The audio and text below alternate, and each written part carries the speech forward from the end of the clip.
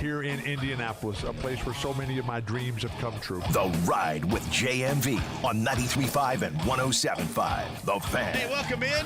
Monday, sunshiny Monday. Thank you for joining us. I hope you're ready for a great 3 hours. Let's do this. Bottom of the hour, Rob Blackman, voice of the Boilermakers. Very close, obviously, to Larry Clisby, who passed away over the weekend at the age of 74. The longtime voice of the Boilermakers, and I know he and Rob were extremely close, and Rob and I will talk about that. As you know, Rob and I go back. Now, the first time I ever did a sports talk show, it was with Rob down here at a hotel before a Colts preseason game back in the day. So we go way back. Rob joins us coming up at the bottom of the hour. Mark Adams of ESPN is awesome doing college basketball. I mean, absolutely awesome. And he's going to give you a look, because he does study this better than anybody, a look at some of these mid-major situations.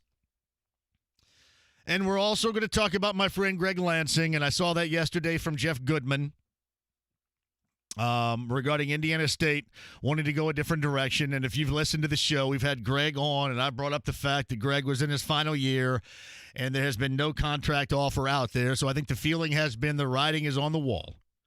But I think everybody out there knows how I feel about Greg Lansing, how much appreciation I have for what he has done there, how it is going to suck to see him go.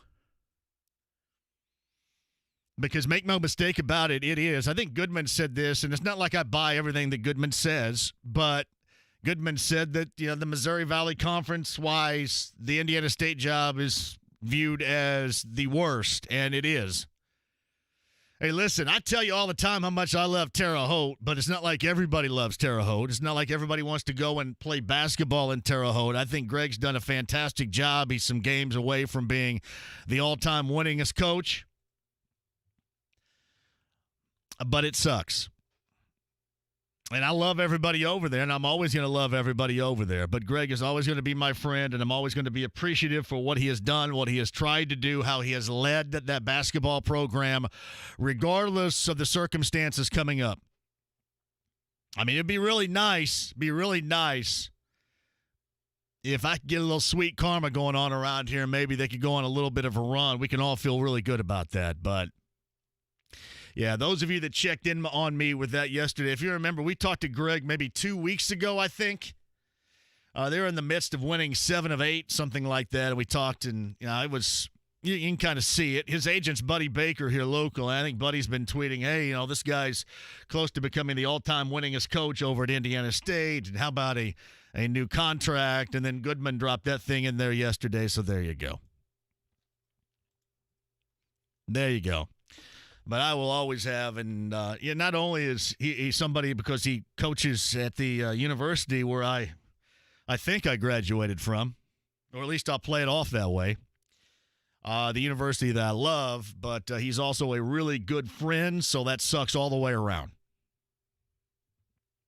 We'll talk about that and more with Mark Adams coming up here in the 4 o'clock hour.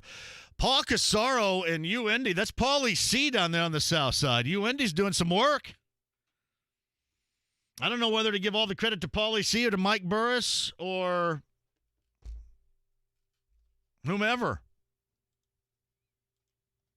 But good job. We'll talk to Paulie C about what this UIndy team under his first year of guidance down there going through right now. He's going to join us in the 5 o'clock hour. Of course, you got the Pacers and Philly coming up later on tonight. The Pacers need a win like crazy. Like crazy.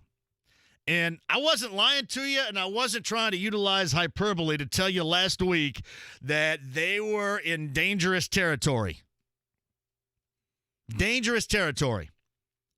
Because you're blowing games that you should win, you're losing to teams that you should beat, and you needed to, especially before this crap water schedule begins this month, you needed to gather as many wins as possible,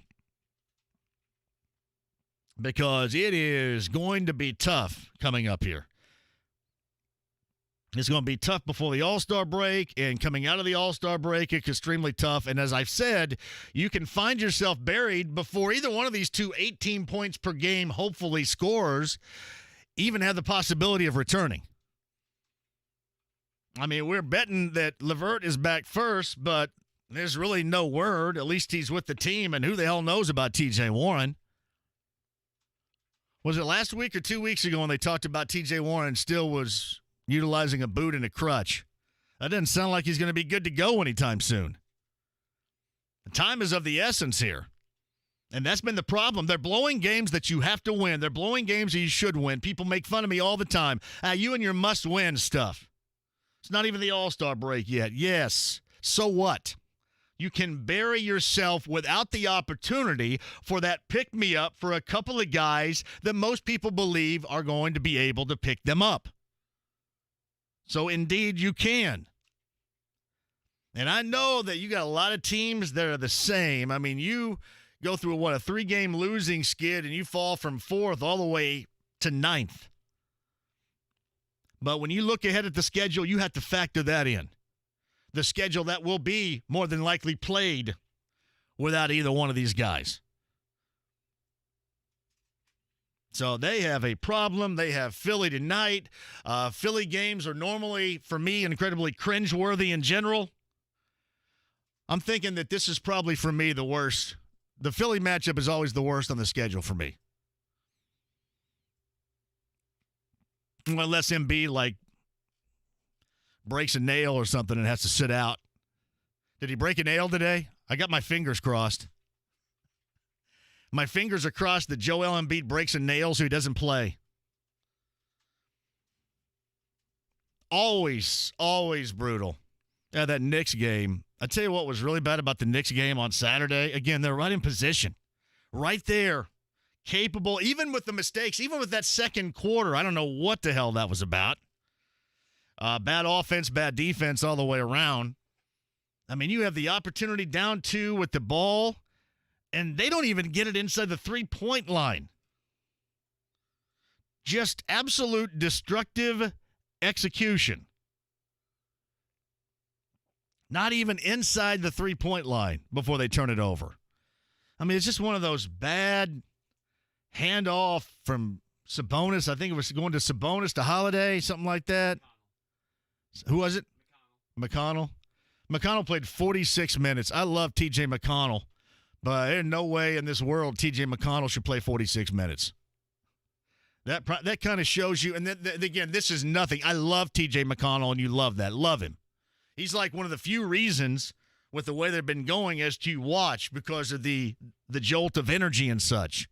But 46 minutes, come on now. I mean, if you would have drafted somebody that was able to play, or still on the team here recently, maybe. Got to find something. 46. I'll give it up to him. 46 minutes. There's not a lot of dudes that can do that. But it was just a lack of execution. And this team needs a win. You got 3 games prior to the All-Star break. And again, you got to keep in mind this Pacer team was coming off of a week-long break because of COVID circumstances. So they were coming off a week-long break, and now you go to the All-Star break. You got Philly tonight. You got Cleveland, and Cleveland, I think, is playing better. I see my man, the Mantis, Dylan Windler's getting some minutes off the pine, scored 15 last week.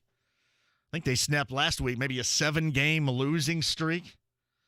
And then you have Denver. Denver has been disappointing, but, man, Denver, just when you thought you start talking about Denver and disappointment, they have so much talent. That is dangerous.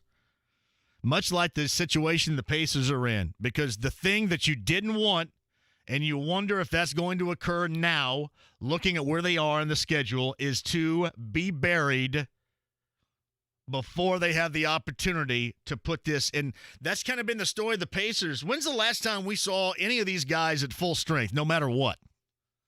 When's the last time this team was, regardless of the personnel, some is out of here, some's back here, at full strength? Were they full strength before the shutdown last year? Ever? Because I can't remember. Maybe they were. If you consider Oladipo not being 100% full strength, he was playing, but you could argue he wasn't fully healthy. So they basically haven't been full strength. And no, I don't think so, because Jeremy Lamb was hurt by that point. Lamb, yeah, he was hurt. So they have not been full strength for a year. I just want to be able to see it to see if what Kevin Pritchard is trying to put together here has any semblance of opportunity to work here. I mean, justify it. Yeah, I know you guys are saying, well, Bjorkgren needs to be hardcore on these guys. I don't think I'm going to expect him to ever be hardcore. I mean, at some point, the whole moral victory, pat on the back, they played really well, but stuff is going to wear thin if you become one of the easy marks, one of the easy wins in the Eastern Conference. That whole line of conversation is going to wear thin.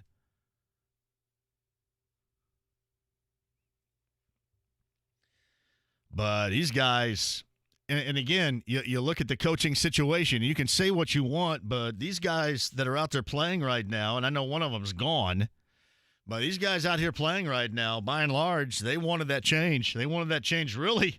I mean, that's what brought on the change. So you bring on the change, you need to, you owe somebody a little something here.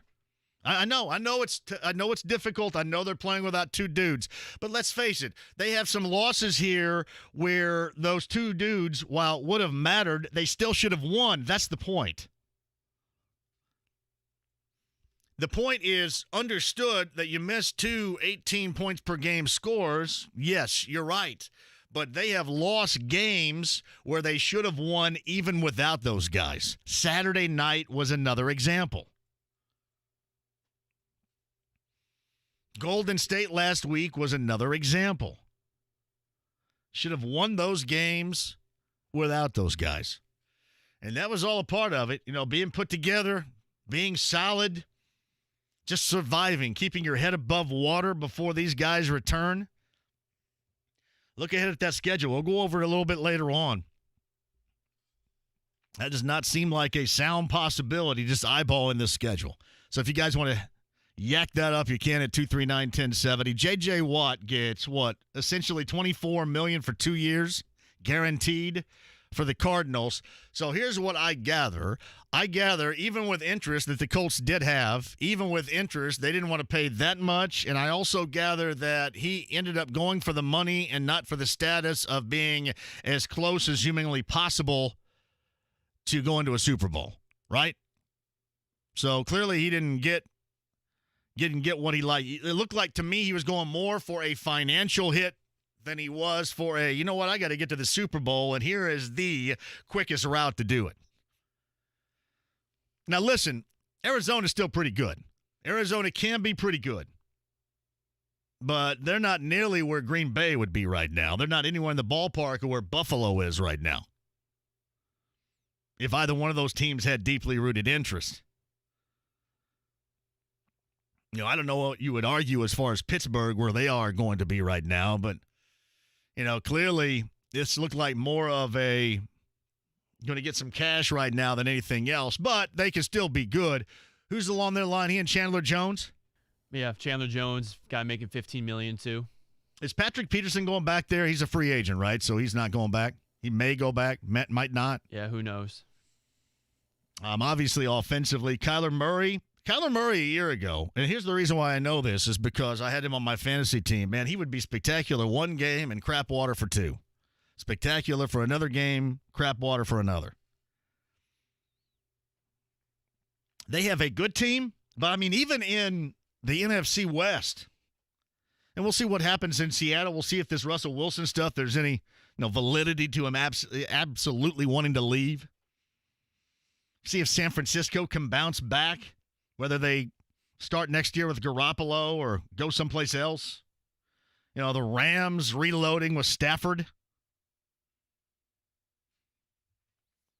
I mean, you drop into a division that is very unlike what you look at with the possibilities of a team like Green Bay and Buffalo. So, yeah, those of you have asked, it didn't seem like $24 million guaranteed. I thought maybe would have been in the ballpark, but it's actually 23 million only guaranteed. 23 guaranteed. That's kind of what we talked about, splitting that thing up in 2 years. He can make up to 31 million though. Yeah, we'll see. I don't think anybody had that call. I think anybody that had talked about this nationally, especially those that are supposedly plugged in, had it Green Bay, Pittsburgh, Buffalo, Tennessee. I don't think anybody had Arizona in the mix. So we shall see, but that's the deal with J.J. Watt, and he is going to Arizona with $23 million guaranteed for the next 2 years. I look at it this way. I will tell you, I thought maybe the Colts would have more interest in that.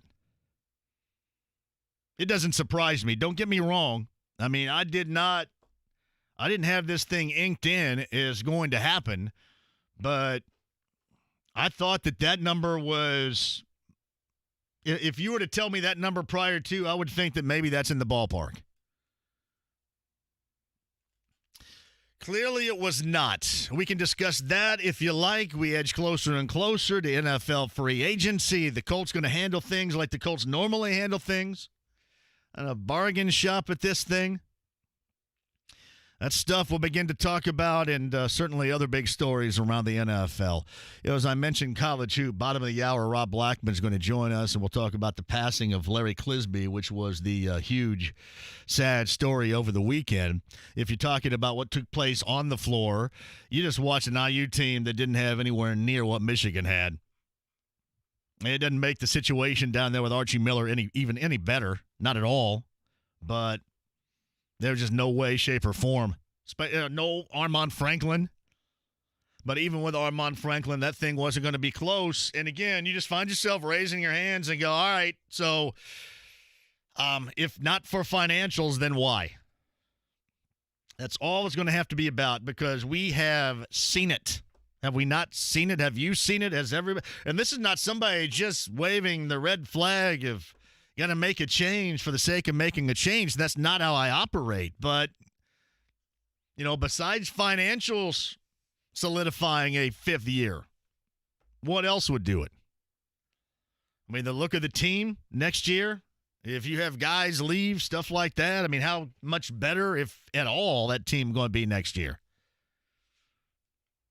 If you're able to have fans back in the stands, anybody going to go if it's the same coach and a team that's not even as competitive next year as this year? That way into the issue. But now, as far as Saturday was concerned, you saw one team that is right there, easily 1-2 in the nation, and then you saw another team that is scuffling at best. So tomorrow night, is that kind of loser goes home situation? You think IU, Michigan State? If IU loses to Michigan State, then they'll have to beat Purdue, and they probably have to win at least one game in the Big Ten tournament. Where's IU according to bracketology right now? Where's IU and Michigan State according to bracketology? I'm just kind of curious if this is going to be loser walks home. That was a Fast and Furious, Too Fast and Too Furious reference right there. And if you got that, man, we're on the same page. Loser walks home. Lenardi just put out a newest bracketology. Yeah. He had Michigan State and Indiana in the first four out. So that's right. Unless Indiana you get the ultimate oomph from beating Purdue, there's no way. You lose at Michigan State, you really need to beat both Michigan State and Purdue, don't you? Unless you make some big run in the tournament. Solidify yourself in there, yeah, probably. So this is a loser goes home. Man, it sucks too. This whole thing is going to be here, and Indiana's not. You know what? It sucks, but it's so today. It's what you're used to now.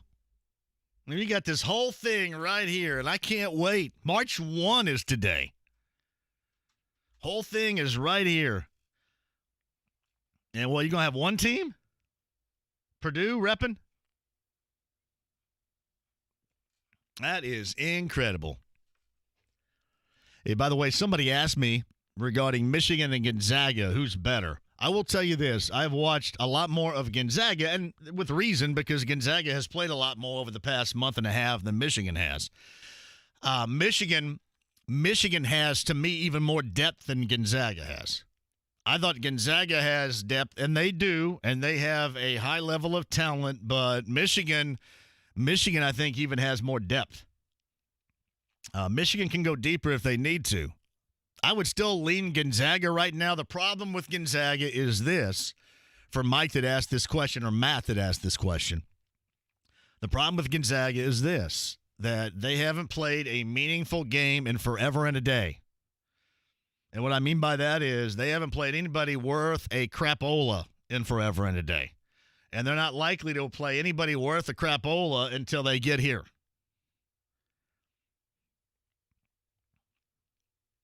I mean, I don't know. People say, would it be great for them if they got in the WCC tournament and had a close game and got them tournament ready? No, I think if you have a close game in that means you're not ready. That means that's a red flag to me. So why are you not putting a hammer down on St. Mary's or BYU? That's more of a red flag, I think, than going, we're having a close game and you're going to get by and that's going to get your tournament ready. Nah, I think that means more that the season has caught up with you as far as the conference season is concerned.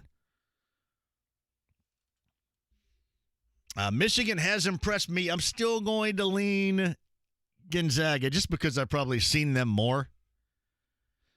I've actually seen them more than any human other than anybody outside of Spokane. That's me. But we shall see. We can discuss that if you like at 239-1070. I mentioned Rob Blackman coming up at the bottom of the hour, the voice of the Boilermakers, on the passing of Larry Clisby. And we'll also talk about the Boilers going into this regular season home stretch and into the conference tournament. Rob's bottom of the hour. Mark Adams is awesome for ESPN. Absolutely awesome. Brings it every time.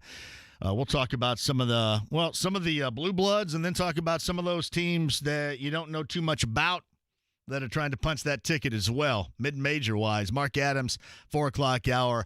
Paulie C, that's Paul Casaro of UIndy coming up at 5:30. Other than that, 239-1070. Email address at jmv@1070thefan.com.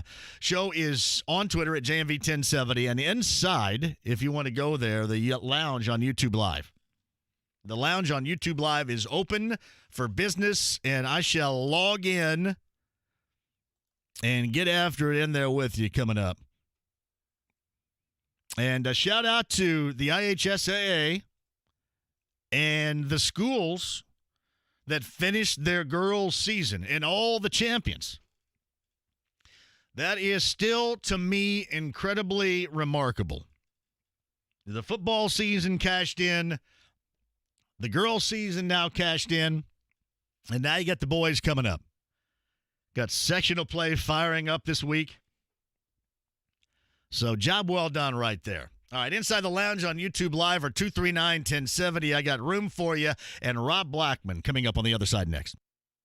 Hey, it's Rob Belushi at Bill Estes Ford in Brownsburg. All March, Indy is tourney town, and our mascot, Brian Baby Boomer Weddle, is in tryouts to make the team. Hey, Coach Rob, can I stop running now? Listen up, Baby Boomer. We have a strong game plan to win this month, and if you want to make the team, you got to keep up with the plays. Our first play is $15,000 off 2020 F-150s. $15,000 off F-150s. That's a great play. And we're running $8,000 off 2020 Escapes. $8,000 off 2020 Escapes. Another great play. Wait, how many plays are we running at once? That's a coaching decision, Brian. We also have over 200 nearly new vehicles ready to get in the game. And we can give you the assist with $2,000 more for your trade. Now you got it. I'm promoting you to team captain. Keep that mascot suit, though. Why? Because you're doing both jobs now, captain and mascot. I think that's impossible, Rob. There's no I in Estes, Brian. All March, get $15,000 off any 2020 F-150 or $8,000 off any 2020 Escape. Your key is waiting at Bill Estes Ford in Brownsburg.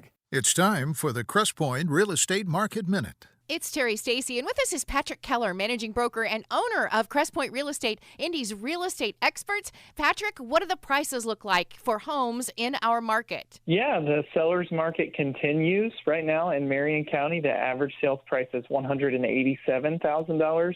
In Morgan County, it's $185,000. In Hendricks County, it's $240,000. In Boone County, it's $299,000. In Hancock County, it's $218,000. Johnson County is $229,000. And Hamilton County rings out at $330,000 as an average sales price.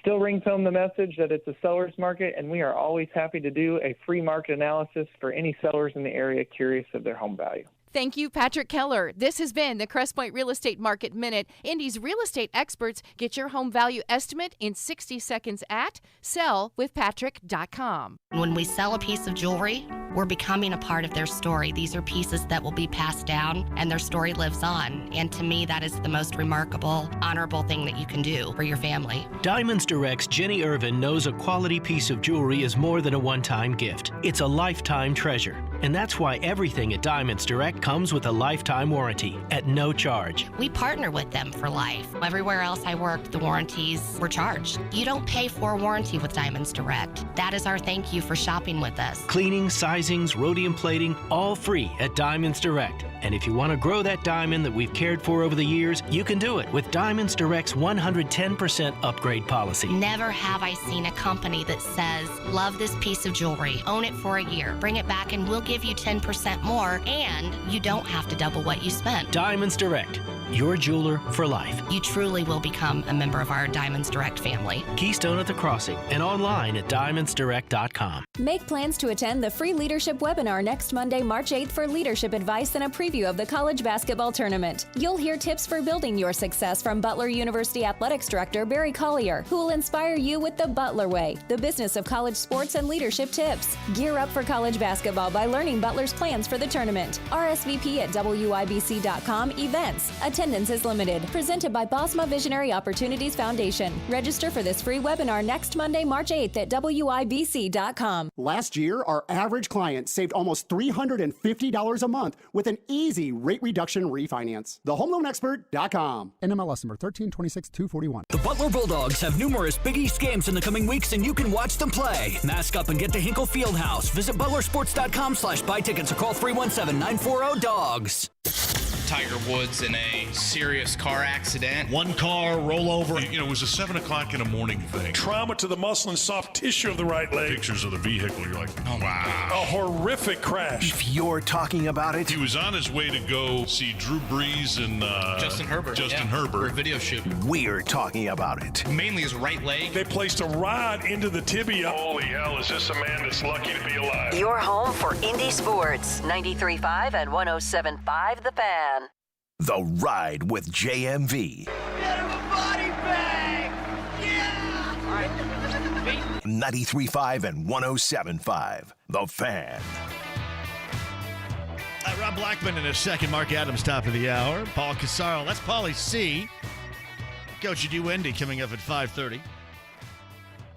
Inside the lounge on YouTube Live, I will say this. They tell me all the time to pound the like button. I don't know what that does, what that means, what the benefit might be. But you know I'm surrounded by genius around here. So the genius, they tell me to do that, and that's what I want to do. Pound the like button. And don't be a jackstick and pound the dislike button.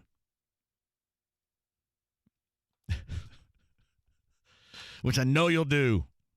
And there's a little bit of admiration secretly for you to do just that. 239-1070 before Rob jumps on here. Matt's talking Boilermaker basketball at 239-1070. Hello, Matt. Hey, how's it going? Great, Matt. What you got?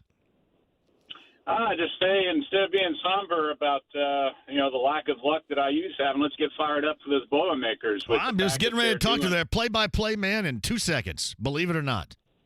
Can you believe it? Right, well, you're leading right into Rob Blackman. Okay. All right, Matt. Thank you. You're leading right into it. I'm going right in there to talk about it right now.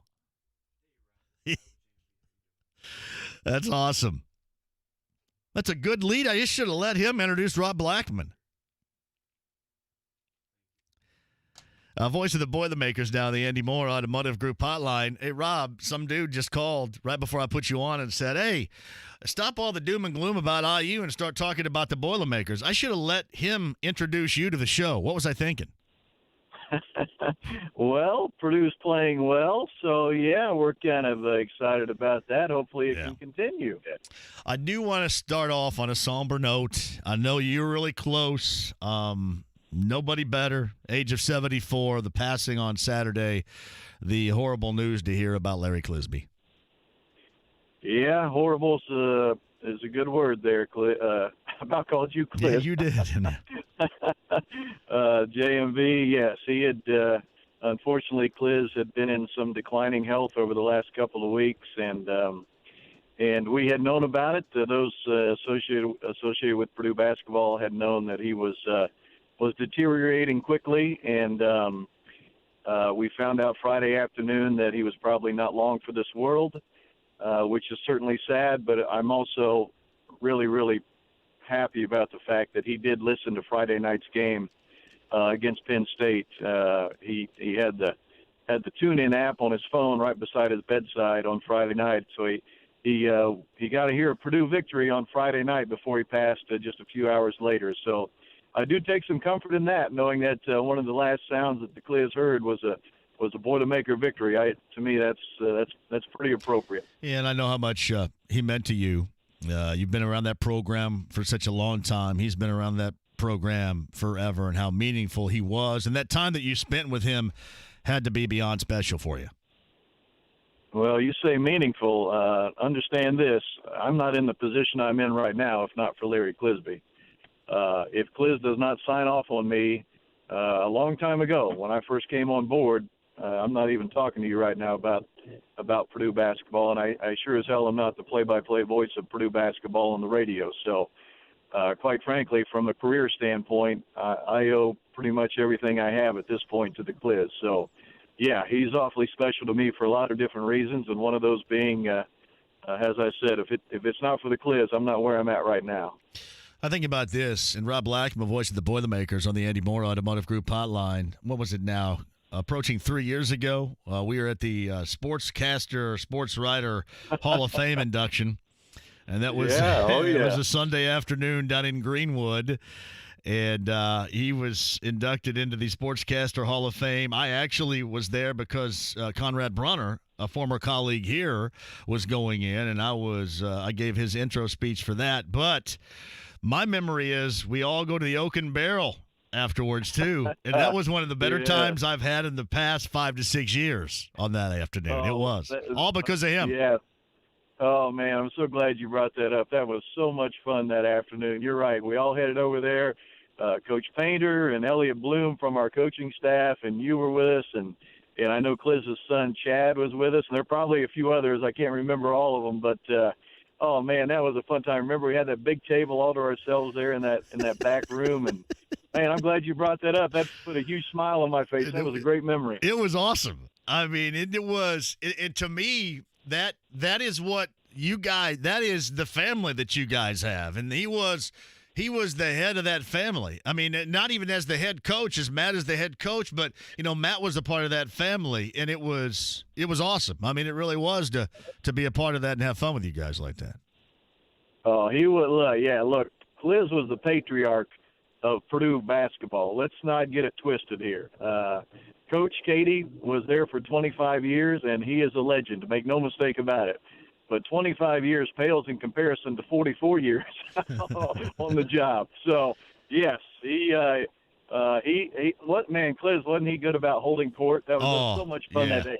But that's just him in a nutshell, though, John. That's what he does, man. He sits at the head of the table and he starts telling stories and get ready to laugh so hard you're going to cry because he is such a great storyteller. Yeah, it was an awesome afternoon. I mean, it really was. And I wanted to bring that up because of our Oak and Barrel experience about 3 years ago. Really, I think it was 3 years ago in April. So it appropriate here for a variety of reasons. Rob Blackman, voice of the Boilermakers, joins us. We'll downshift here to the Boilermaker season. You were talking about, Larry, listening to that win on Friday night on the road at Penn State. And for the Boilermaker basketball team, I thought that was going to be a lot tougher task. I was really impressed with the way they came out focused and put away a team that was really – I'm not suggesting Penn State was looking for a reason, but I think they were given a reason just because Purdue was unrelenting on that Friday night in a game that could have been hazardous for them.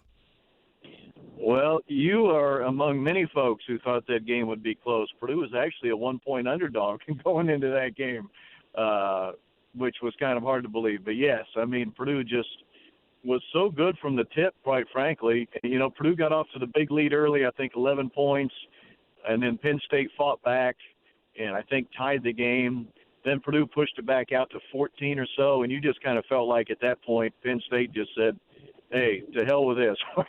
This is not our night. Purdue really kind of stole their spirit, I thought, in a lot of different ways, and then just poured it on in the second half. That was one of the more impressive performances of the season. You don't normally think about that when you're playing someone like Penn State, who's a sub-500 ball club, but from all the different things that surrounded that game, you're playing on the road. It's your final road game of the season. Penn State's a 1-point favorite. And quite frankly, Penn State still had a lot to play for. I mean, they came into that game, I think, 39th in the KenPom. I mean, they're still a top 40 team. If you look at their KenPom numbers, they have all kinds of talent. There's no question about that. But, yeah, I thought Purdue just stole their spirit early and really kind of put that game away. As a matter of fact, that was the only game this year, Big Ten-wise, that the walk-ons have gotten into a game for Purdue. So many Purdue games have been so close from start to finish that walk-ons haven't had a chance to get in the game until Friday night. The lead was so big that the walk-ons actually got to play. So that tells you how dominant Purdue was on Friday. Rob Blackman on the Andy Moore Automotive Group hotline here. So 2 final regular season games tomorrow. Coming up tomorrow night, it's the dreaded 9 o'clock start up at Wisconsin. Actually, no, that's a Mackey, so I'm sorry, but it's still a dreaded 9 o'clock start nonetheless. And then an IU coming up on Saturday afternoon at 2 o'clock. So you got those 2 games, and then the Big Ten tournament. Ideally, where do you think this team, if they continue to win, can stretch this seed-wise for the NCAA tournament, Rob? I think solidly a 5 right now. Even if you split this weekend, I think Purdue is still this week, I think Purdue is still a 5. And I certainly don't think it's out of the realm of possibility if Purdue were to win both and win a game in the Big Ten tournament, you can find your way to a 4 seed. Now, my argument to this has always been who cares if you're a 4 or a 5, because the 4 and 5 play each other in the second round anyway, so it really doesn't matter all that much, unless I guess you're wary of the 5-12 matchup in round 1. However, there is something to be said for having a 4 on your seed line beside your name instead of a 5. But I do think, again, if Purdue were to split this week, I think they're still solidly a 5. Like I said, win both. First of all, if you win both, Purdue finishes in the top 4 seed. Think about that. With this team, youngest team in the Big Ten, you're going to be a top 4 seed for the Big Ten tournament, which means you'll have a double bye. And then if you somehow found a way to win a game in that Big Ten tournament, I think it's realistic Purdue could get up to the 4 line. So give me one aspect of the Boilermaker game that you think really needs improvement in consistency that can reinforce a longer run coming up this postseason. What would stand out to you? Easy answer, 3-point shooting. Purdue in the month of February as a team shot 27% from 3. Obviously, that's not going to take you a very long way. No matter how well Travion Williams plays for you in the post, you're just not going to be able to shoot 27% from 3 as a team and expect to make a long run. So that is where the area of improvement would have to come from. Although, I will say this, it was just 2 years ago, and Purdue was in this very same situation with a guy by the name of Carson Edwards, who was shooting 27% from 3 in the last month of the year, and everyone was, opining for Carson to be put on the bench and never play again because he was so terrible the guy can't make a shot. And, of course, we all know how that turned out once the NCAA tournament began. So maybe Purdue could get a little stroke of luck like that again this season. Well, the thing about it is, too, with Travion, there is so much focus and attention on him. Oftentimes, when they miss three-pointers, or at least what we have seen over the past month, when they miss them, they're stepping into them. I mean, those are ones that there's not a great deal of closeout going on oftentimes, and those are the ones you really need to hit. Yeah, and they're being missed by guys that typically make them. Right. I mean, and Matt Painter has said more than once over the last probably week and a half or so that he really feels like his team has some three-pointers coming, right? Like Purdue's about to hit a hot streak because you can only miss for so long before water finds its level. And he really does feel like this team's going to, well, it has some threes coming, I think is the phrase he likes to use. We have some shots coming our way in the near future. So if that indeed is to be gospel, then let us hope it happens in the month of March if you're a Purdue fan. Are you gonna do some more honoring and use bullseye when those things are knocked down? Yeah, that'll be just my little nod to Cliz. That's awesome, dude. That is so awesome. Yeah, we knew Friday. Like I said, we knew Friday night he was not long for this world, so that was my little nod to him Friday night with the bullseyes. And yeah, I'm just gonna keep doing that all season, and I hope that I have the opportunity to do it for a whole bunch of games here over the next couple of weeks. Me too for you and that program, and we shall see what happens. I know that was tough for you, but you handle it as you normally do fantastically. And we'll be listening coming up to final regular season games, and then, of course, the Big Ten Conference Tournament. And, I mean, hell, if you're down and around here and you're bored, you may have to just stop in or stop by, or we'll have to meet out in an alley or something. I don't know what we're allowed to do together. Anything? Am I allowed to see you? Do we have to shout from building to building? Are we allowed to go back to the old Oaken Barrel and have a couple? I think Quan Casey would be down with that program, man. I don't think we'd have to ask him twice. We could relive tell a few Cliz stories. We'd have a hell of a time. I think that's Johnson County, so I think they don't have the rules I think the Marion County has right now, even though they've relaxed a lot of them. So I didn't know what's your protocol. I'm assuming you're going to be going back and forth home, though, right? You're not going to stay down here, right? Correct. You're going to go to Zionsville? Yeah, right. No hotel stay, but, yeah, I'll be driving back and forth. But, yes, it is my understanding that at least the radio broadcast teams can be in the building for the games, so we will be live inside the actual building, which will be fun. We haven't been able to do that for road games very much this season.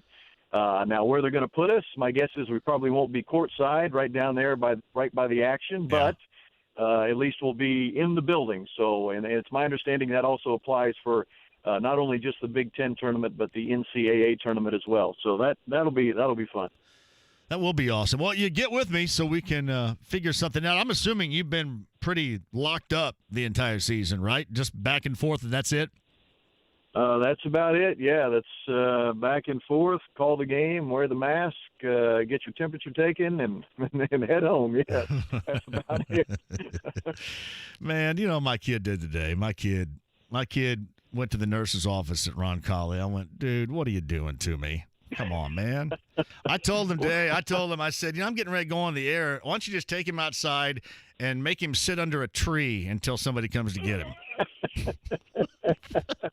Old school parenting, which I'm down with, man. Come on. Get home. You got to go through a drive-through test. Come on. He probably has the Uber app on his phone. He could have gotten a ride home. Yeah, I know. And I felt bad for the lady that called me. She didn't know what to think, if I was joking or not. I said, nah, kind of joking. Yeah, put him under a tree out there. Somebody will come and get him in a minute. That is great. We'll see him. Love it. All right, hey, great to hear from you. A great job on Friday. Great job per usual. And let's catch up at some point when you get down here. That's an awesome idea. Thanks, John. We'll do it. You got it. Rob Blackman, voice of the Boilermakers on the Andy Moore Automotive Group hotline. Yeah, she didn't know how to react. I felt kind of bad because I think she's kind of that really apprehensive giggling because you don't know, who's going to be offended or who's joking or not. I was clearly joking. I was going to put him under a tree out there. Let's wait. Wait for me. It is pretty funny, though. Your sharing of the Oaken Barrel Gathering was a great way to celebrate the life of Larry Clisby with all the listeners. Well done for sure. Thank you, Jim.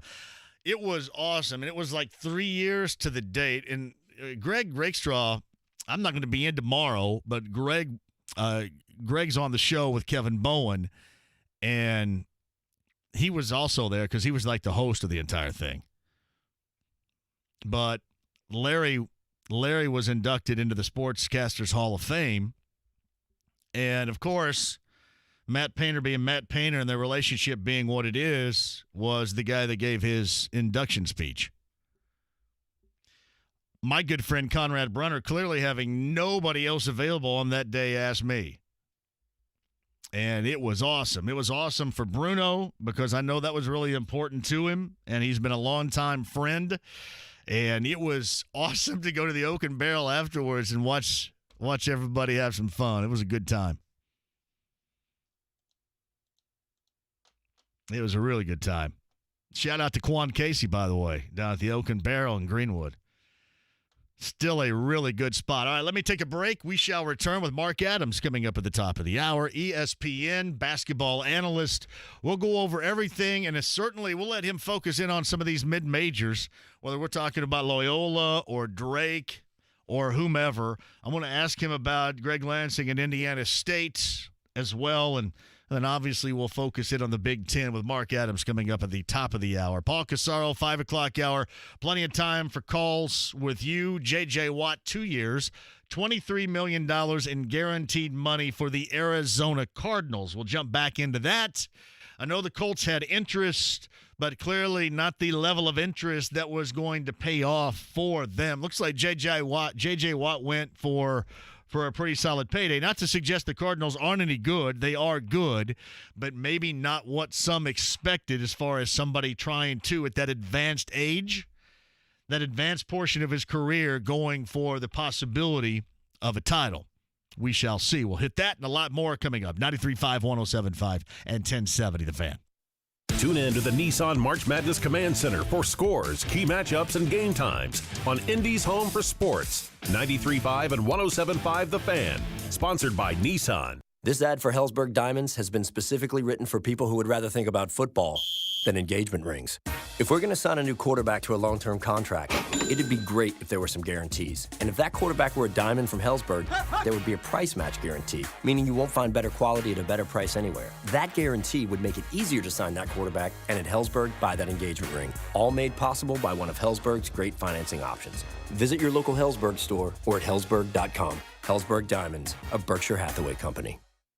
Hey, it's John here from Mark Dietel Realty. That's 317-755-4232. Mark, DIETEL.com. No matter what your situation might be, whether you want a new home, maybe you want to upgrade the size, get yourself a bigger lot, maybe get yourself some acreage. I've been down that path before, and you want to go with the best. You want to go with somebody that you trust, and that is Mark Dietel at 317-755-4232. But on the other hand, if you're going to have kids going off to college and you need to downsize your home, it is Mark there for you as well. You're not going to find anybody better to deal with you. Call Mark Dietel, the only agent I trust to sell my home, and you should too.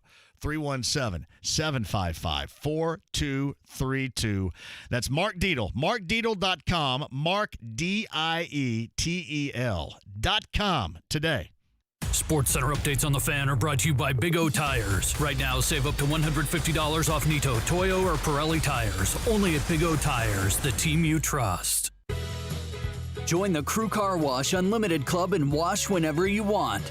Sign up at any of their locations to get unlimited washes and unlimited savings. Hubler Auto Group has 8 brands to choose from and thousands of vehicles in stock. Plus, all new vehicles come with a 10-year, 200,000-mile warranty included. Visit drivehubler.com.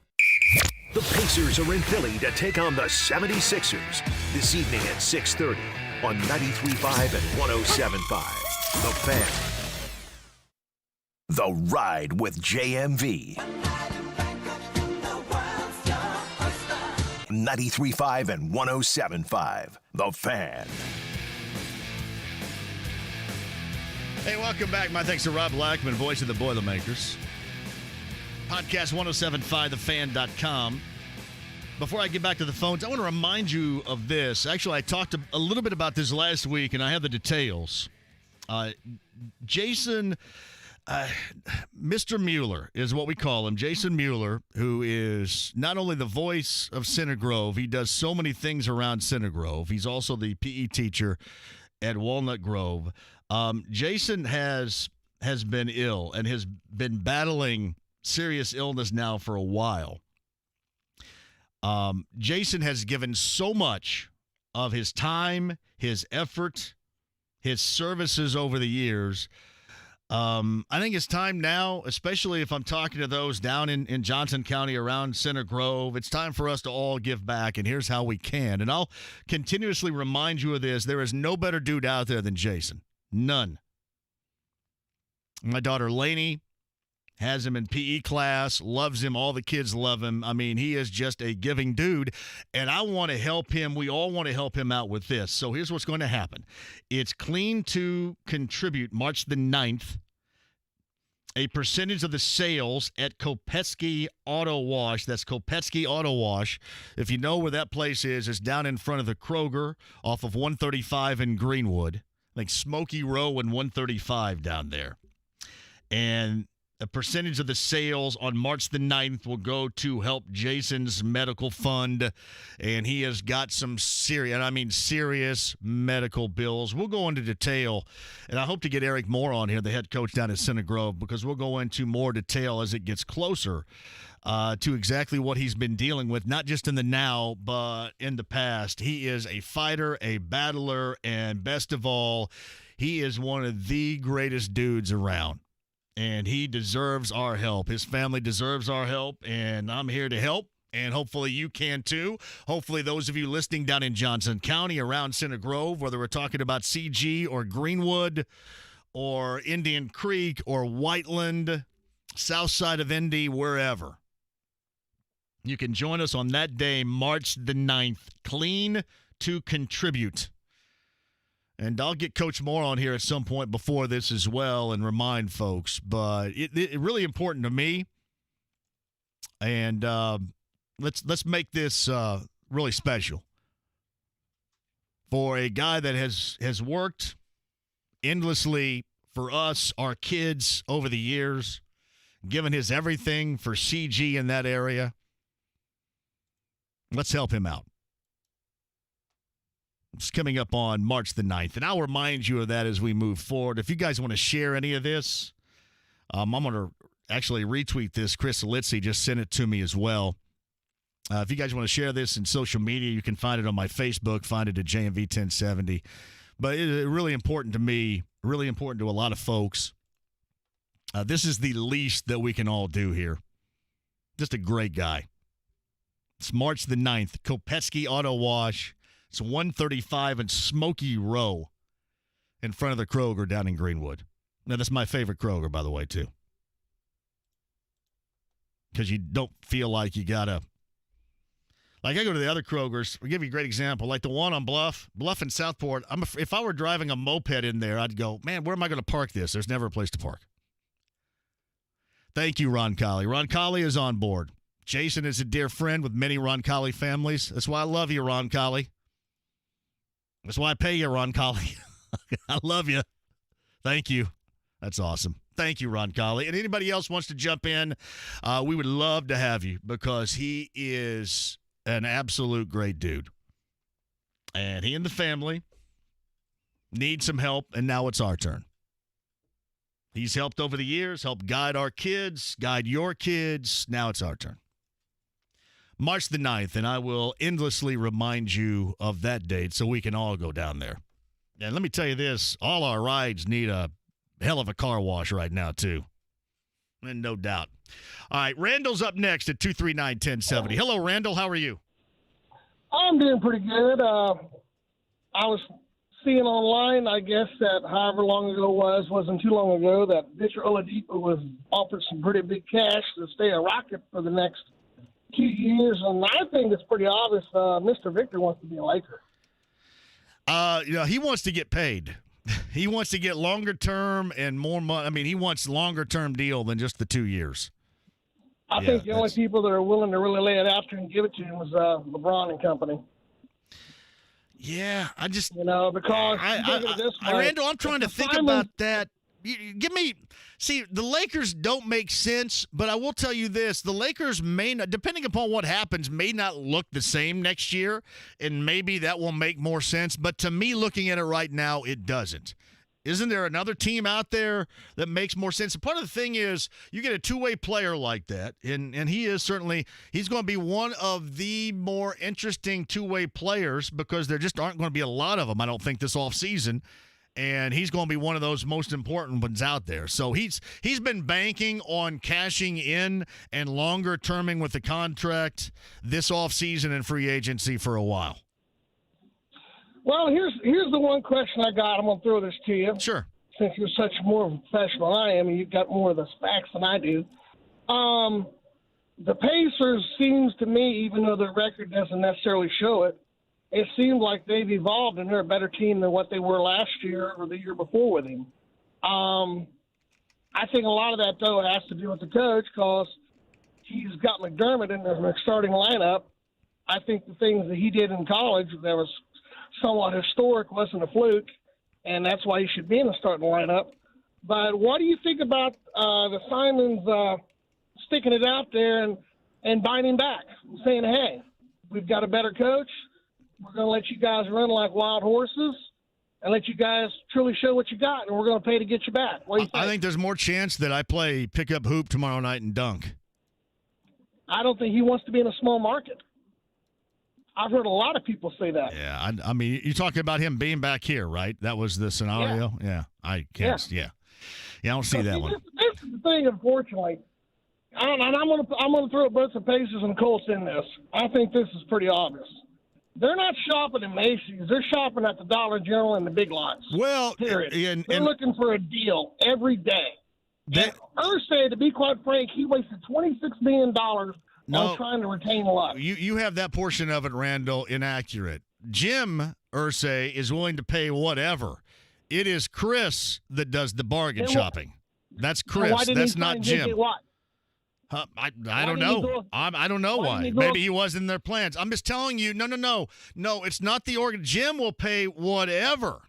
Jim doesn't matter. It matters to Chris. This is Chris's, what do they say, Randall? Process or way? This is how he deals with it financially. This is Chris's path. Jim is just there with the checkbook. That's all that matters to him. Now, the Pacers aren't going to go and never will go into the luxury tax. So if you want to talk about it in that fashion, yeah, that's fine. But no, Jim will write a check. Jim, it doesn't care. He doesn't matter to him. It's just Chris that wants to – he's going to middle when it comes to free agency most of the time, unless he surprises us this offseason. If they think the time is now, then they better step up a little bit more than what they're doing. I'm not disagreeing with you, and Randall, thank you for the call. I'm not disagreeing with you on that. I'm going to tell you what, if I won one playoff game in 4 years, I'd be thinking the time might be now. I know that he's cool and comfortable, and there's no way he's going to go anywhere. There's no way Frank's going to go anywhere. But I'd probably look at that and go, well, everybody says I'm great, and I'm glad because I got one playoff win in 4 years. I mean, with the Pacers will pay. They just won't go into the luxury tax. And when they pay, they have to be right. When they draft, they have to be right. Hey, Kevin has to be right about Karis LeVert here. I mean, they do. Both teams will bargain shop, but both will bargain shop for different reasons. All right, quick break. We shall return. Paulie C is Paul Cassaro. He's the head coach of UND in the 5 o'clock hour. We got Mark Adams of ESPN. Everything you wanted to know about college basketball going into the final week of the regular season and into the postseason tournaments and ultimately the NCAA tournament. It is March, so Mark Adams set to join us next.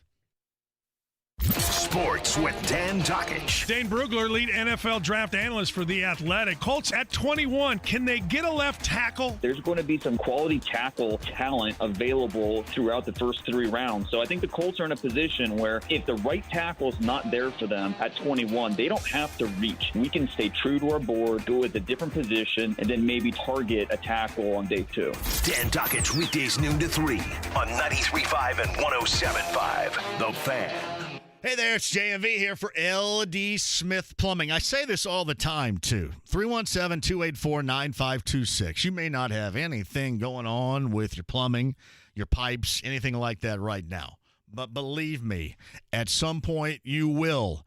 And it's not like it's going to give you advance notice that, hey, you know what, I'm going to go wrong, so go ahead and be prepared. You are not going to be prepared, and you are going to freak. I'm giving you peace of mind at 317-284-9526 because if something does go wrong, you got the best. And Lance and his team at LD Smith Plumbing, they are local and they are up to any task, large or small. Any emergency you have, 24/7, 365. I mentioned a week ago Sunday, no water, 7 a.m. They were down at my place at 8 a.m. That's peace of mind. That's what I want right there at 317-284-9526 and the expertise of the absolute best at LD Smith Plumbing. And for my listeners right now, you mentioned JMV, you'll get $50 off any service. Just mention my name, 317-284-9526 online. That's ldsmithplumbing.com today. Hammer here for Indy's hometown sportsbook, Bet Rivers, betrivers.com. You don't have to wait for the tournament to make some money on college basketball. And nobody gives you better odds than Bet Rivers does. And when you win with Rush Pay, you get your money faster than the competition. I've played all the other sports betting apps, and nobody takes care of the player like Bet Rivers does. Sign up today. Must be 21 and over, a resident of Indiana, and if you have a gambling problem, call 1-800-9-WITH-IT. Hey, it's JMV. Last year was tough, and even tougher on me had I not got into Franciscan Health to have my colonoscopy. Right, Dr. Mon? That's right, JMV. Because you made your health a priority and didn't put off your colonoscopy, we were able to remove your precancerous polyps before they had a chance to turn into cancer. I know people that put off their screening. I'm glad I didn't. 1 in 20 Americans will be diagnosed with colorectal cancer in their lifetime, and it's the second most common cause of cancer-related deaths. Putting off your routine colonoscopy is nothing to mess around with, but you can also take comfort that knowing that our cancer center is the first and only accredited program for rectal cancer care, and their team is committed to providing the highest level of care should you need it. Don't put it off. Get the Franciscan Health. They make it so easy, and then you can sit around and watch hoop. So don't put it off any longer. Go to franciscanhealth.org/colon-care to learn the facts. Schedule an appointment, even on a Saturday. Tell them JMV sent you. Hi, I'm Ryan Kelly with thehomeloanexpert.com. Last year, our average client saved almost $350 a month with an easy rate reduction refinance. What would you do with an extra $300 to $400 a month? Start paying down the credit card debt? Buy the car you've wanted for years? Or maybe take your family on that much-needed vacation? Let's see how much money we can save you. TheHomeLoanExpert.com. The Home Loan Expert LLC, NMLS number 1326241. 93.5 and 107.5. The Fan. WFNI, WIBC, HD2, W298BB, WIBC, HD3, W228CX, Indianapolis. The NBA's best meet in Atlanta for the All-Star Game. Sunday evening at 6:30 on 93.5 and 107.5. The Fan. The Ride with JMV. Collect them, trade them, or just enjoy them. 93.5 and 107.5. The Fan.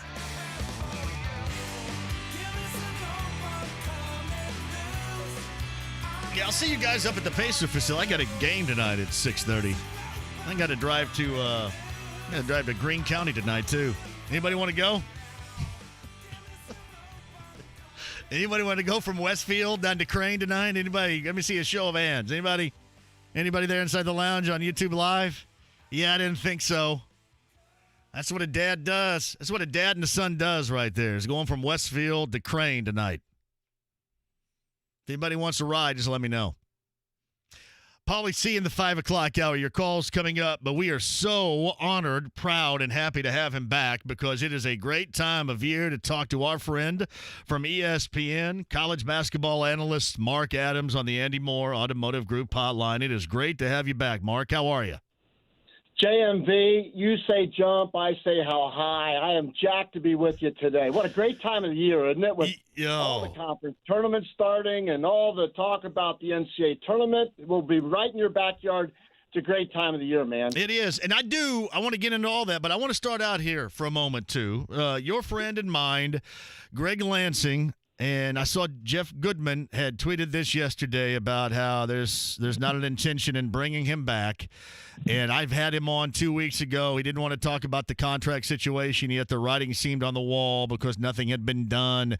He was working without a contract for next year or longer term next year. I think he's done so much for that basketball program at that place, which is an incredibly difficult place to do anything. I went there. I absolutely know. You think Indiana State at all is doing the right thing here? Well, first of all, we don't know. You know, I don't know if Goodman is right, wrong, or indifferent. Here's my take on it. I've been in a similar situation. New AD comes in, probably has not been. Well, it certainly has not been publicly supportive. Let's put it that way. Okay, so he hasn't come out and said anything really negative, but he hasn't been supportive either. And I have sat directly on that fence, and it is an uncomfortable position for Greg Lansing. And I could come on your show and rip the athletic director and do all that. I'm not going to do that. Well, I'm glad you didn't, because I like Sherrard too, I do, but I'm glad you're not. Let me finish. Let me just finish my thought there, because I honestly think this is going to be a win-win. I think however this goes, I mean, if Greg wins out, the only reason why they didn't make an announcement, I think, I'm just kind of reading the tea leaves here, is that if Indiana State wins the Valley, because they can. I mean, they're legit. They're good. And if they win the Valley, then obviously they can't get rid of him. There's no way. I was in the same situation in 1996 and had a chance to go to the NCAA tournament. We miss a last-second shot. We don't go, and I get fired. It's the way it goes. New AD, the whole thing. So, but here's my point.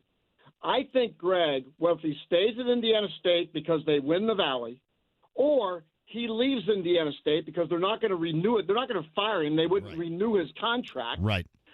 Then one of two things is going to happen. Either another program is going to say, that dude wanted Indiana State. Because, look, I like Terre Haute. I like the new arena. But the fact of the matter is, he's been funded the least amount of anybody in the Valley throughout his entire time at Indiana State. He's never had the same resources as Wichita State or Creighton or Loyola now or Northern Iowa. None of them. He's been at the bottom of the barrel every year, but somehow that guy brings out a competitive product. So what's the other alternative? Maybe someone hires him as their top associate head coach in the Big Ten or someplace, and then he gets an even better job a year or two down the line, because his resume is good enough to sell to the right program with what he's done at Indiana State. So in some ways, look, if he stays there, great. I'm a huge Greg Lansing fan. But if he doesn't, and I'm an athletic director, I am looking at Greg Lansing as my next head coach. Now, it might take a year or two for that to happen, for him to get the kind of job he deserves. And that's what I'm looking for Greg Lansing. Get the job that he deserves. And frankly, it's better than Indiana State. I'll leave it at that. It's Mark Adams. I knew you could handle it on the Andy Moore Automotive Group hotline. Listen, I like it. You know this. I like Greg. He is a friend. There's no doubt. I appreciate as an alum what he has done. I know the obstacles that you have when you're over there. I know how it is viewed. I also like Sherrard too, and it's just it's tough all the way around, and I don't want to. I kind of want to see him continue it there, but it doesn't look like. We'll see. You're right. We'll see what happens. But you know what? If Sherrard wants his own guy, it's better for Greg to move on. I would agree. Because it's never going to be a good marriage. I would agree with that. Hey, by the way, Mo Valley-wise, you look at Drake, you look at Loyola. I mean, Indiana State has played really well as well in the last month. They're about ready to fire up Arch Madness. What are you liking over in St. Louis, Mark? You know, what I really like is Drake, and I don't think Drake gets enough credit for their resume. I mean, Drake right now is sitting low 40s in the net. They're 1-1 in quad 1 games.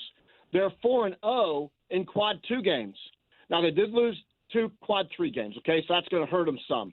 But, you know, this is what's amazing. When you look at Drake, and they lost to Loyola in the first game at Drake. And all the national talking heads, well, Drake's done. I mean, they were 19-2. Drake's done. They just lost the game to Loyola. And then they come back the next night, and I tweeted out, wait a minute, don't sell them down the road yet. They play Loyola again tomorrow. And what did they do? They beat Loyola in overtime. Now, they lose to Bradley the other night, you know, in the last game of the regular season. But this is a Drake team that's overcome every injury. But they've won dang near every game. And they're 1-1 in quad 1, you know, and they're undefeated in quad 2, 4-0. I mean, to discount Drake as an NCAA tournament team, I think would be a disservice to everybody, especially, look, if you're going to talk about Duke, and Duke's 1-3 in quad 1 games, they're 5-3 in quad 2 games, and if you're going to get Duke in the mix in this talk, you know, the only difference between Drake and Duke is that Drake is not a known brand name, and Duke is, but Drake has a better resume for sure. So is there any way in your mind that the loser, let's just say that that's the final game, let's just say, does the loser get an at-large in any way, shape, or form to you? I think that Drake could make the case if it's Drake and Loyola in the final and it turns into a heck of a game. Yeah. I think that Drake could make that case. Now, obviously, Loyola's in. Look, Loyola's legit. I mean, you know, here's the other thing, too, that drives me crazy, JMV, is when people talk about the eye test. In what other segment of our society would the eye test not be viewed as something that indicates bias? Tell me. Oh, I think you're probably pointing the finger. I'm like Mr. Eye Test here, Mark. I am not. I know. I'm sorry. I'm Mr. Eye Test. You can cuss at me, though, if you want. I may be wrong, but I'm an eye-testing son of a gun, Mark. You're the eye test guy, huh? That's me. You're talking to me, so go ahead. Obviously, I am not the eye test guy for obvious reasons. Well, listen, we'll just have a goddamn fight in Indianapolis in a couple weeks over this. We'll have a couple beers and just beat the crap out of each other. I feel bad now. That's my. I'm an eye testing son. But no, make your point. You can yell at me, the eye testing generation here. Go ahead. So the eye test to me, like, what does that mean? And to me, it means that those people in the selection committee. When you talk about there is subjectivity, right? I mean, we get that. There's subjectivity.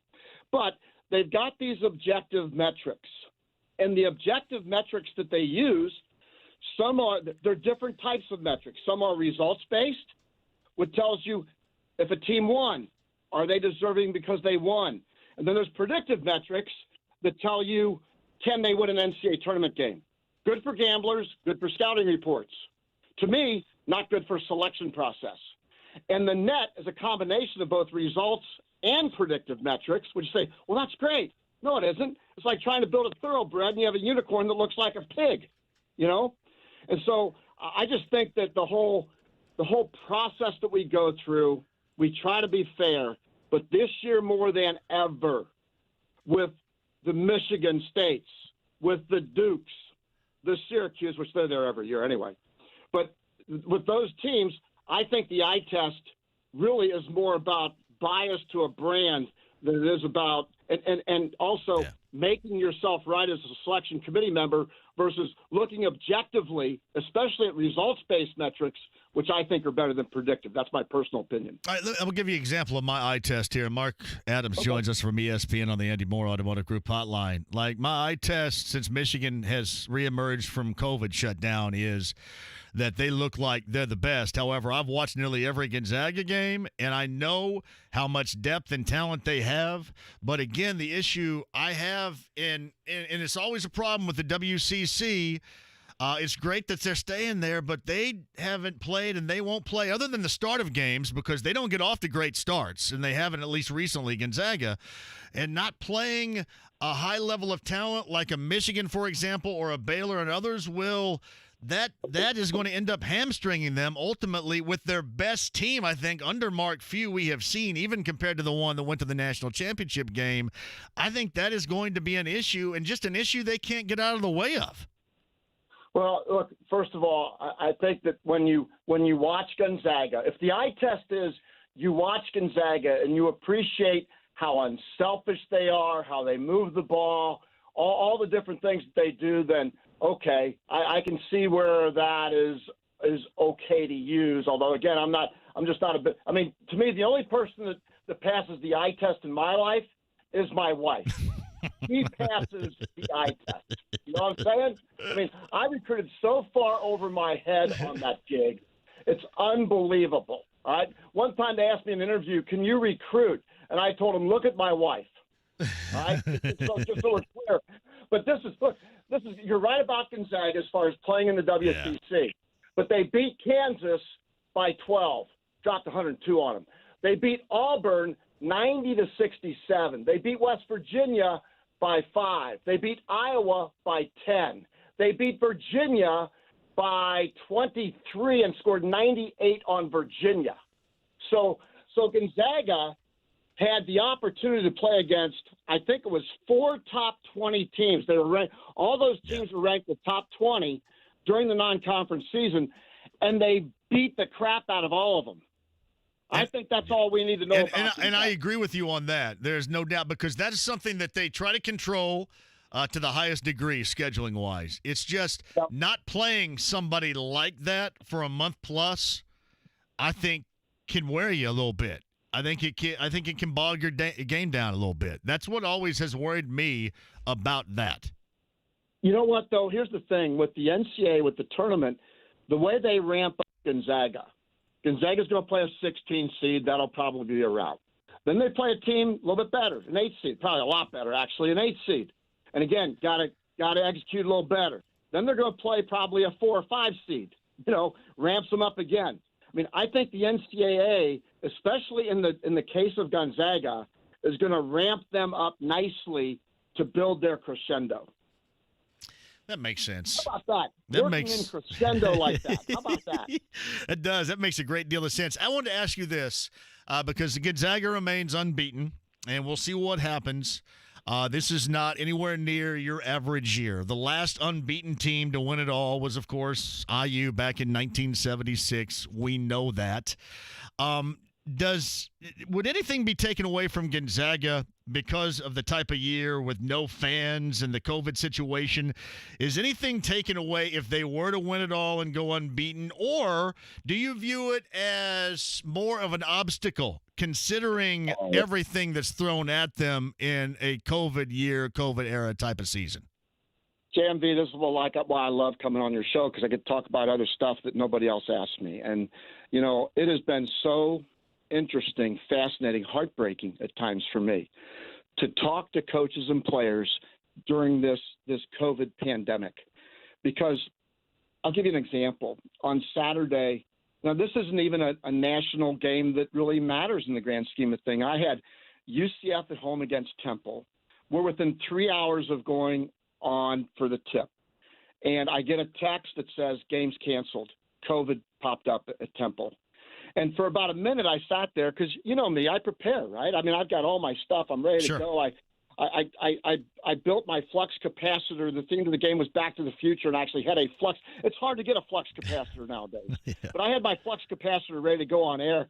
And I spent about a minute feeling sorry for myself. And then I thought about, well, what about Caleb Battle at Temple? What about Brandon Mahan at Central Florida? What about Aaron McKee and Johnny Dawkins? And because as a competitive coach and athlete, it's like when you go on your show, you get ramped up, you get ready to go. You live off that adrenaline rush, and then all of a sudden somebody comes, show's canceled today. And then 3 days later, that show's canceled too. And 5 days later, that show's canceled again. That's what these guys are going through. And the mental strain, the psychological strain of this season, I think whoever wins the national championship this season, I think it's the hardest one to win. Because of the unknown. Where is COVID today? Is it in our gymnasium? Is it in our locker room? Is it in the airport?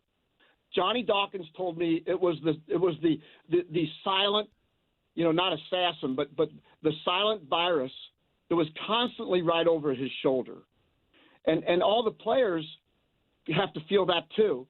And I've watched coaches like John Brannon, for example, at Cincinnati, where Cincinnati stunk, got into COVID protocols, 25 days, won 5-on-5 practice in 25 days, and then won 6 out of 7 until they lost to Memphis this past weekend. I don't know how you do that. I honestly don't know how you do it. And I just think what the coaches have done, what the players have done to survive this season and then to thrive like a Gonzaga. Look at Baylor right now. I mean, they are struggling right now. And Scott Drew's not sure he can get his team back up to the level. That's how hard it is to coach in this environment. I admire more than ever what coaches are doing today. And you mentioned Michigan too. Michigan was down for all that time in January, and then came out and had a kind of a scuffling first half against Wisconsin, and since that point, they've looked fantastic. Yeah, and that's a great job. And one of the great things I think about Michigan is the fact that Phil Martelli, who's been around the block a bazillion times at St. Joe's, is on that bench. And look, I think Juwan Howard, that's just a smart hire by him. And it really takes a staff and it takes some experience to navigate all this stuff. And it's fascinating to watch teams come in and out of COVID and see how they do. And their culture is defined oftentimes by you know what? We're just going to pull together. We're going to figure it out. We're going to make the adjustments. It's a fascinating dynamic, and I get to see it behind the scenes, JMV. That's why, I love the question, because most fans don't appreciate what these players and coaches are going through on a daily basis. Well, and with Gonzaga in mind, if they continue to win, that is going to become, especially around here, a prominent question to be asked. Whether or not it's the same, the whole asterisk kind of thing. Are you going to put it next to that if they win it all? And I would agree with you. I mean, to navigate this season with everything that's going on, it's tough to even think about how teams are actually doing it, but to get it done and to remain unbeaten through all this, to me, would be beyond amazing. And coaches now understand the difference between, chewing a guy's tail and making sure that we're aligned and moving them in the right direction. I've seen coaches take different tacks this year with players. And I also think it's a healthy thing for everybody. And it's just been fascinating for me to watch and have a little bit of an inside look at what's going on in this COVID. To me, the asterisk is these guys wanted a pandemic, which was even harder than a regular season. So Mark Adams of ESPN on the Andy Moore Automotive Group hotline. Certainly you know this. Archie Miller goes to, while at Dayton, the Elite Eight, gets the job here. 4 years, they've not made the postseason. It looks bleak about making the postseason in year 4. Now, granted, a year ago, had it not been shut down, they would have probably, more than likely, yes, been in the postseason. But 4 years without an NCAA tournament here and only 1 year remaining, is it logical without factoring in the money? I mean, if it's one thing, if it's financial, then I guess so be it, right? But do they need to look elsewhere? Have we seen out of Archie Miller at IU what we're going to see?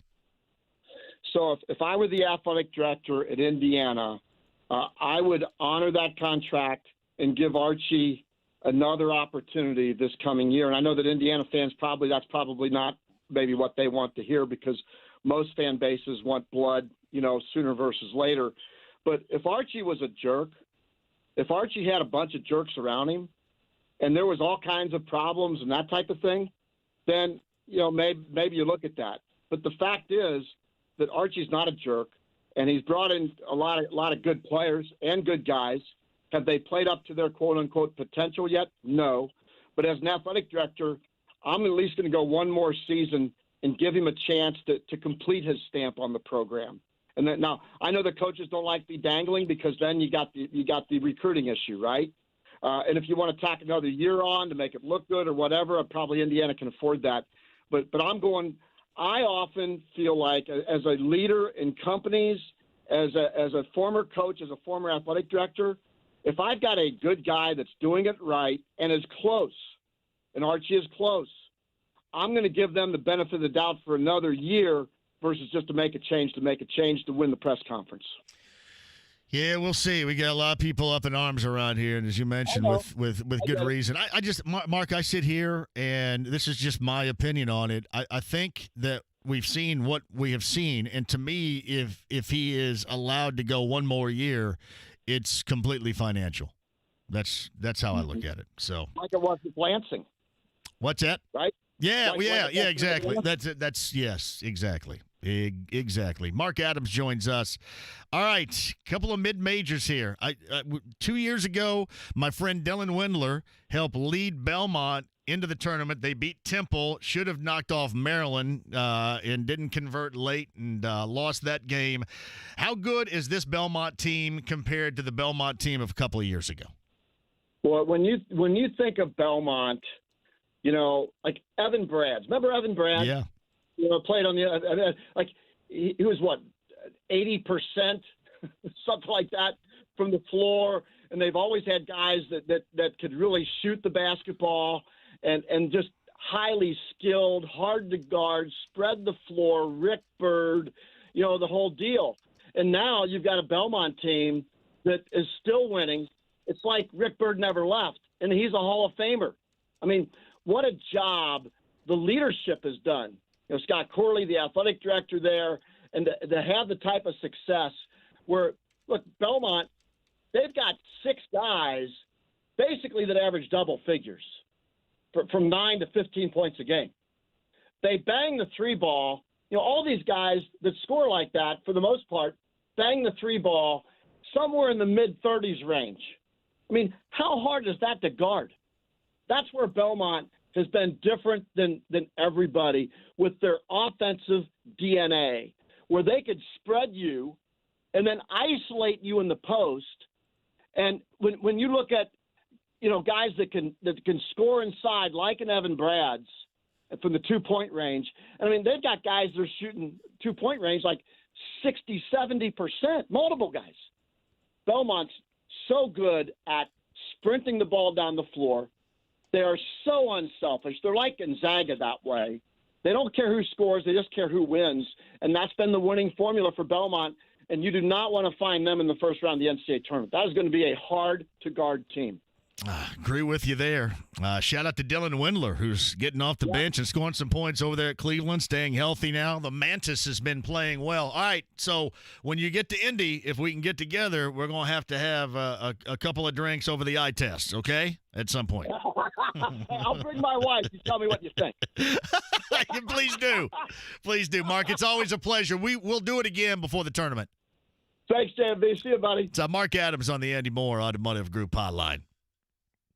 Now, I know that IU fans bristled at that, and that's not my opinion either, but that's his, and that's the way that it goes. Like, Ari is a friend of mine. Ari says this guy's a moron. He's not a moron. It's just not a take that you agree with. It's not a take I agree with. I mean, we didn't agree on the whole eye test thing. You guys knew where he was going on that, and I went, well, I'm like Mr. Eye Test right here. Now, part of the reason why I'm Mr. Eye Test is because I don't want any math, but I'm Mr. Eye Test. So we disagree on both those points. There's no doubt. I just think, to me, where this program is right now, if he's there for a fifth year, it is monetary, and it is looking at, all right, next year, if you have guys that leave, depending upon what Trace figures out he wants to do, whatever, that maybe you're not helping the situation, but I think at the top of the list is monetary. Because, as I mentioned, I just think we have seen it all. I think we know what it is. We know what it is, and it can't be that. It can't be allowed to be that.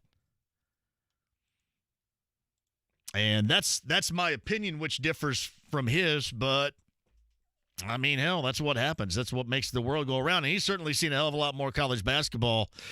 He's got his finger on the pulse of a lot of this stuff. I mean, he's talking about teams that, and I brought up Belmont strictly because Dylan Windler played there, and they're having another nice season 2 years later.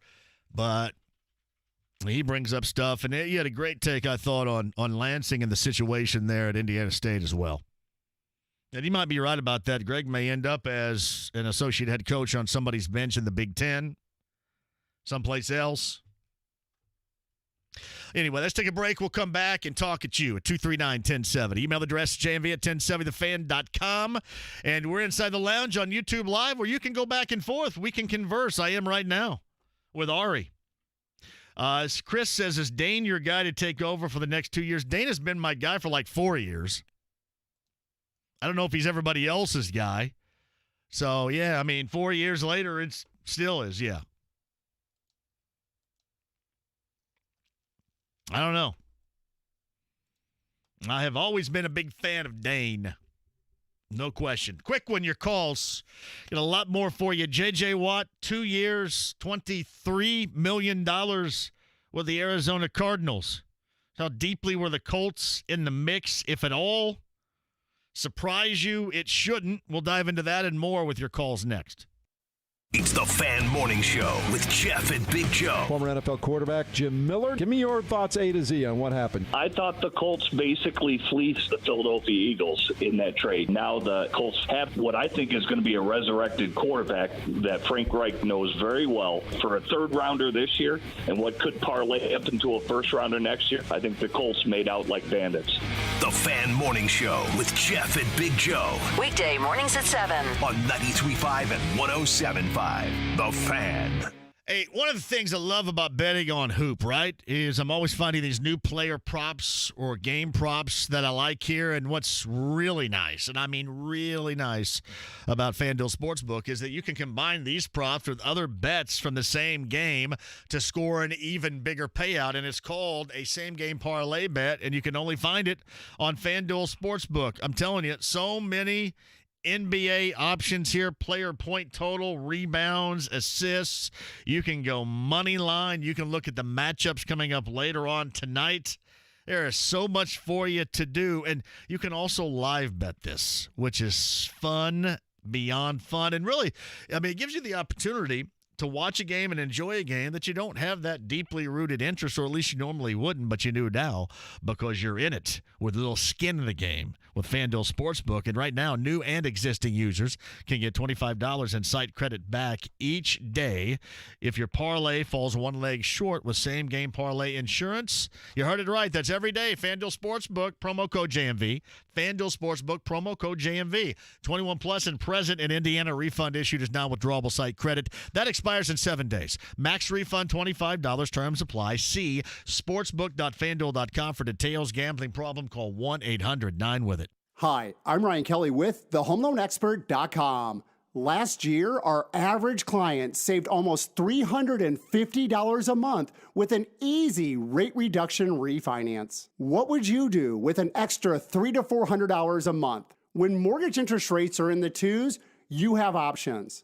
Let's see how much money we can save you. The 5-minute loan approval, only available at thehomeloanexpert.com. The Home Loan Expert LLC, NMLS number 1326241. Well, the install of your new Anderson 400 series windows is done. They look great. Piece of cake to install. I have them in my own home. We love them, John. Beautiful. They really last, so you won't be needing me to fix anything either. This is probably goodbye. Take care. That was a tough goodbye. Worse than when the kids went to college. I love our windows, but John was our contractor. Anderson 400 series are the windows contractors trust most. Learn more at andersonwindows.com. 2020 Anderson brand survey of U.S. contractors. Visit andersonwindows.com for warranty details. Hey, John here. Diamonds Direct's always at the forefront when it comes to trends and fashion. And who better to talk about trends and fashion than me, right? You listen to me? No, actually, I'm just going to tell you what Diamonds Direct has told me about some of the biggest trends out there for women this year. The popularity of the fancy shaped diamonds, their emerald cut, princess cut, ovals, pear shapes, cushion cuts, heart shaped diamonds, on and on. The problem is most jewelry stores don't carry a lot of these shapes, and the ones that do tend to overcharge them for you, but not at Diamonds Direct. They keep those in stock just for you for this time. I'm telling you, Diamonds Direct's all about full transparency about diamonds. They'll teach you the inside secrets. They'll show you how to maximize your budget. They will take all the mystery out of the process. That's exactly what we're looking for, and I talk about it all the time. It is hassle-free when you're buying engagement rings, anniversary bands, without seeing friends. Diamonds Direct, I'm telling you what, you got to take them there. You got friends that may be getting engaged, take them there. You need that special gift, go there yourself. It's Diamonds Direct, the only jeweler I recommend. Keystone at the Crossing, the official jeweler of the Colts. Small business owners, is your internet making office tasks painfully slow? Are your file upload speeds sluggish? Are your video calls choppy? You need more speed. AT&T Business Fiber gives you up to 20 times faster upload speeds at half the price of cable. Faster upload speeds mean smoother, less glitchy video conferencing and faster file transfers. Visit att.com/businessfast or call 844-661-FAST to get our best price on our best service. Imagine it, up to 20 times faster upload speeds at half the price of cable. AT&T experts can help you upgrade to AT&T Business Fiber. Soon, you're going to love your internet. Call 844-661-FAST now. Comparison by Telogical Systems, 12-2020. Hubler Auto Group has 8 brands to choose from and thousands of vehicles in stock. Plus, all new vehicles come with a 10-year, 200,000-mile warranty included. Visit drivehubler.com. The Ride with JMV. Whenever we need a brilliant insight, he's available at the drop of a hat.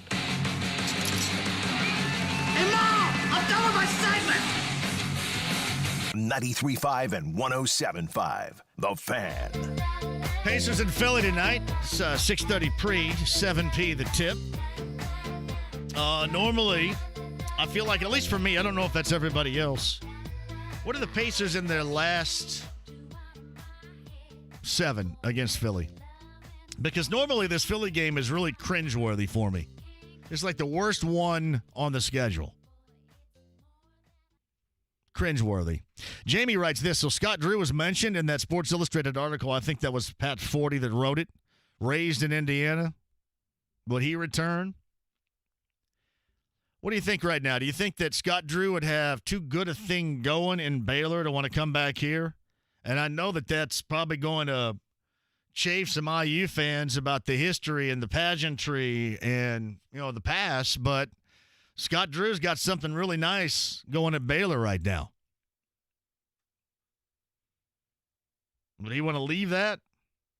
I'm assuming that was written for a reason, and maybe that was written from a Scott Drew standpoint of A, really having interest in it but not wanting to tell anybody, or really having interest in getting more money at Baylor. All right, past 7 against Philly. Past 7 might surprise you. The Pacers have won 3 of the last 7. 3 of the last 7. So it shouldn't. Why? So it's cringeworthy for me because normally it's Embiid versus Miles, and that doesn't end well for me. That's what you're saying, right? So it was actually last season the Pacers won 3 of the 4 games versus them last year. So why is it so cringe? It's got to be that. I just remember the Philly games being cringeworthy for me. I think that's the reason why. Maybe it's because Embiid usually does pretty well against Miles Turner, and then you get a bunch of people tweeting at you with Miles Turner hate. That could be it. That's probably it. Hey, JMV, what's the extra NFL game that is reported against the Bucks? Yeah, if the NFL goes 17, that's going to be it. I think Peter King wrote that. And Peter King also, I think, dropped in that thing about the Colts choosing Rivers over Brady. And again, as I've told you before, what I was told is that Brady was going to have no interest. But I like Peter King, but he's Peter King, and I'm sure a lot of you will go with that. And you got to do what you got to do. JMV, and didn't one playoff win in 4 years come under luck with Grigson-Pagano players? I don't know how many Grigson-Pagano players there were, but it was Andrew Luck, Josh, for sure. It was basically Andrew Luck coming back. It was the quarterback position. Yes. 1. Now, granted, I understand. I know that there have been some obstacles and some hurdles here. But still, when you look at 1 and 4, or 1, I should say, in 4 years, that's problematic. No way to get around it. JMV, thanks for the boiler talk. Great to know that Cliz got to hear Friday's game. That was awesome. R.I.P. Larry Clisby. He will be missed. Yeah, Rob Blackman joined us a little bit earlier and talked about how Larry Clisby, who passed away on Saturday, was listening to the Boilermaker game on Friday night when they beat Penn State. Rob has been utilizing on made threes by Purdue the word bullseye as Larry Clisby. That was his catchphrase for a made three. And Rob will continue to do that. That podcast, by the way, is 1075thefan.com if you want to check out my conversation with voice of the Boilers, Rob Blackman, a little bit earlier. Pacer Steve at 239-1070 is next. Hello, Pacer Steve. How you doing? Great. Go ahead. I'm like you. I'm not looking forward to that game tonight. I got a bone to pick. I think this lineup is due for some kind of changes. We're 3-7 in our last 10. We don't rebound offensively very well against competition. Yep. Miles Turner is 12 for 50 on three-point attempts in those games where we're 3-7, and probably in those 38 misses, 30, 31, 32 of those misses was the end of our possession because we didn't get a rebound off of them. And I tell you right now, if every one of them 50 attempts had been an assist to Sabonis in the post instead of Miles chucking it up from the three, we'd be probably 6-4 in the last 10 games. Miles Turner is a one-trick pony. He blocks shots. Otherwise, I don't even know what position he plays. Why you got a 7-foot guy trying threes? You know, Adekembo can get away with that, and Porzingis can get away with that, and Joel Embiid has a sweet stroke from outside. A lot of people make a big deal about how Turner draws the defense out, putting these threes up.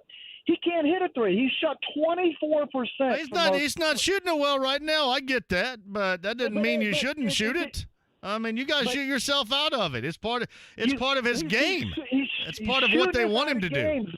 He's got to be utilized differently. He's never going to be Joel Embiid or Kristaps Porzingis. He's never going to be Kareem either. He's not going to play with his ass in the paint like people want him to, because he can and he won't. If he would have, he would have already done it, Steve.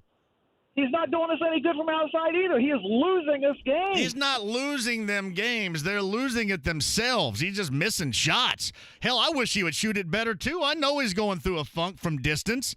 But, hell, that doesn't mean you stop shooting it. He's not the only one on that team going through a funk, mind you. And oftentimes you throw that into Sabonis. Sabonis may or may not catch it. And then we'll spend 15 minutes griping to the official about how he got fouled. So everything's going wrong with this group right now. I wish he would shoot it better. It would certainly benefit them if he did, but the fact remains that the way to get out of a shooting slump is to make some.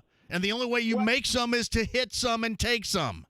His problem is not only the three, it's players 6'10" or over. And you look at the big guys in this league, the big guys.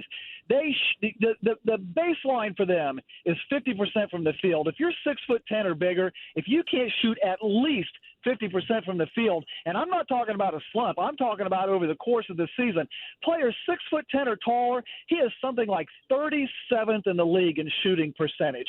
He's poor from inside the three, and he's poor from outside the three, and it's not just in a slump, it's all season long. All career long. Oh, he's in a slump right now. He'll be fine. He's got to keep going at it.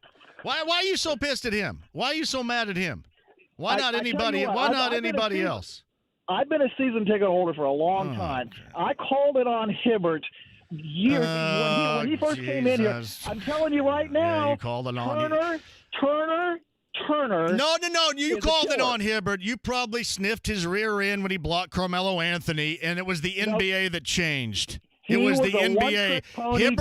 Hibbert was, at one point in time, the most important asset outside of Paul George that team had at one point in time. And then the NBA changed. The offense changed. Why does Miles shoot it out there? Why does Antetokounmpo shoot it out there? Why does any big shoot it out there? Because that's what the NBA does now. And that's Miles just what it isn't does. Up to it. Miles is not up to it. I mean, so listen, Sabonis, have you noticed Sabonis shooting it out there too more?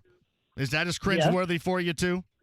No, because he doesn't put as many up, and then conversely, by not putting as many up, Sabonis didn't miss 38 threes in this 3-7 slump. So you're blaming this 3-for-7 slump all on one dude, huh? All I'm saying is, at 38 misses, I would take right now all 50 of those threes he chucked up to Sabonis in the post, and we'd be 6-4 in this stretch. No, I bet you wouldn't. You wouldn't. How many of those games did we lose by 5 or less? No, you wouldn't. Listen, how many of those games do they don't execute late? I mean, they're still right there. They couldn't even get a shot off down 2 with the ball Saturday night. Steve? When we trade Turner. I mean, Miles didn't even touch it. That wasn't Miles' fault. Miles missed a 3 from the corner. When we trade Turner, this team will excel. Yeah, I'm sure they will. Steve, not until then. Thank you. Not until then. Thanks, Steve. Not until then. Let me tell you this. When they get a star, they'll excel. When they get a draft pick midway through that finally is somebody you don't have to release and is playing at the YMCA right now, then they're going to have a breakthrough. This is not all on one dude. Sorry, it's not. I know, Calvin Finch, your take on Miles Turner is pretty broke-ass. No, it's accurate. I watch every game. I know. I watch him miss threes. I've watched him go through this slump, but I watched these guys not get a shot the other night. And on the other side, I watch these guys that can't stay in front of you at the guard position.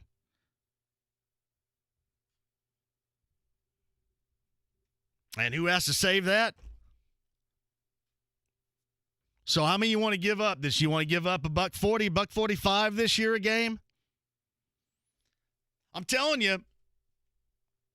I mean, even where they are right now, this is still essential product because these guys can't guard you. And it's not some, speaking of broke-ass take, well, they're just filtering their guy to Miles. No, they can't stay in front of anybody. Is he a part of the problem? Yeah. Has he not shot it well? Yes. Is the entire issue on his shoulders? No. Might he get traded? He might. They've already tried to trade him once, so I wouldn't be surprised if they tried to trade him again.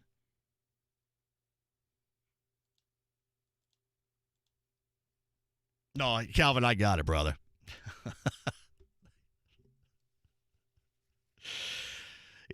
I don't know how you watch the game. See, that's why guys like Steve you've just hard targeted one dude. That's it. And that's who you're always going to gripe about and complain about. So, I don't know, man. I've watched Sabonis play, and while I'm glad he's an all-star, he looks worn to the nub.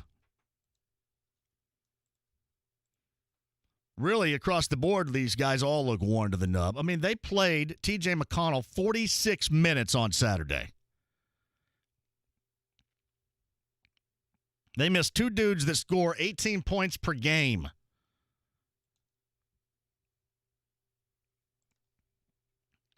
All right, let me take a break after that one. This ought to be good. We got loaded phones. That's beautiful. Thank you, Pacers Steve, for this.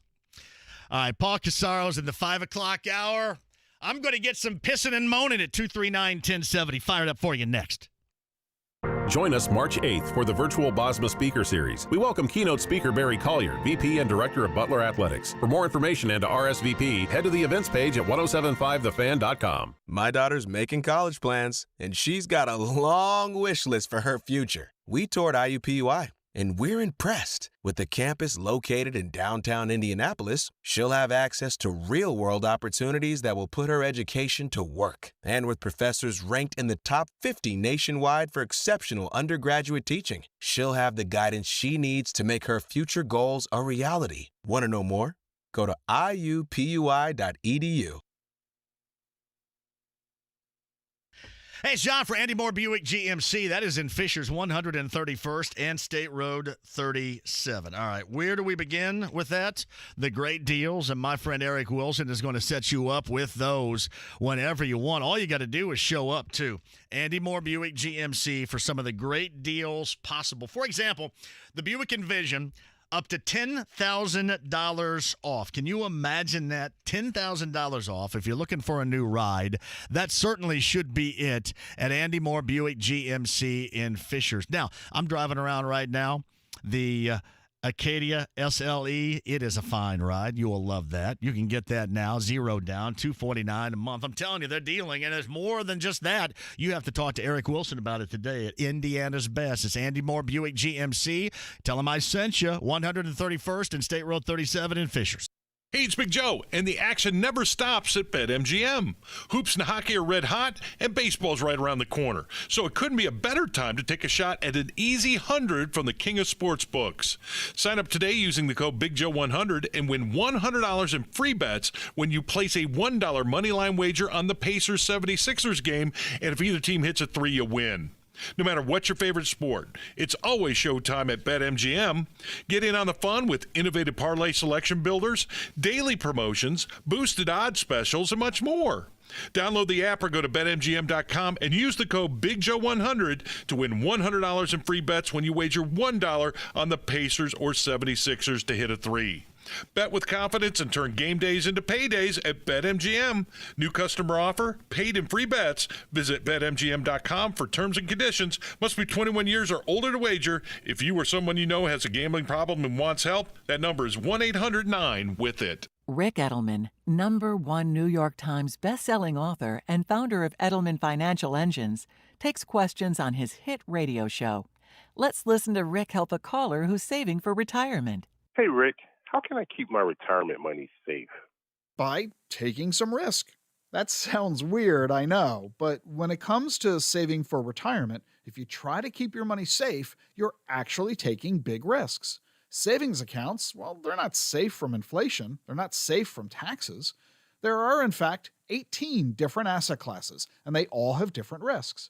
So spread your money around, so no one thing can wipe you out. It's like having 12 eggs in 12 baskets. Diversification helps you manage your risk while still giving you the opportunities provided by the financial markets.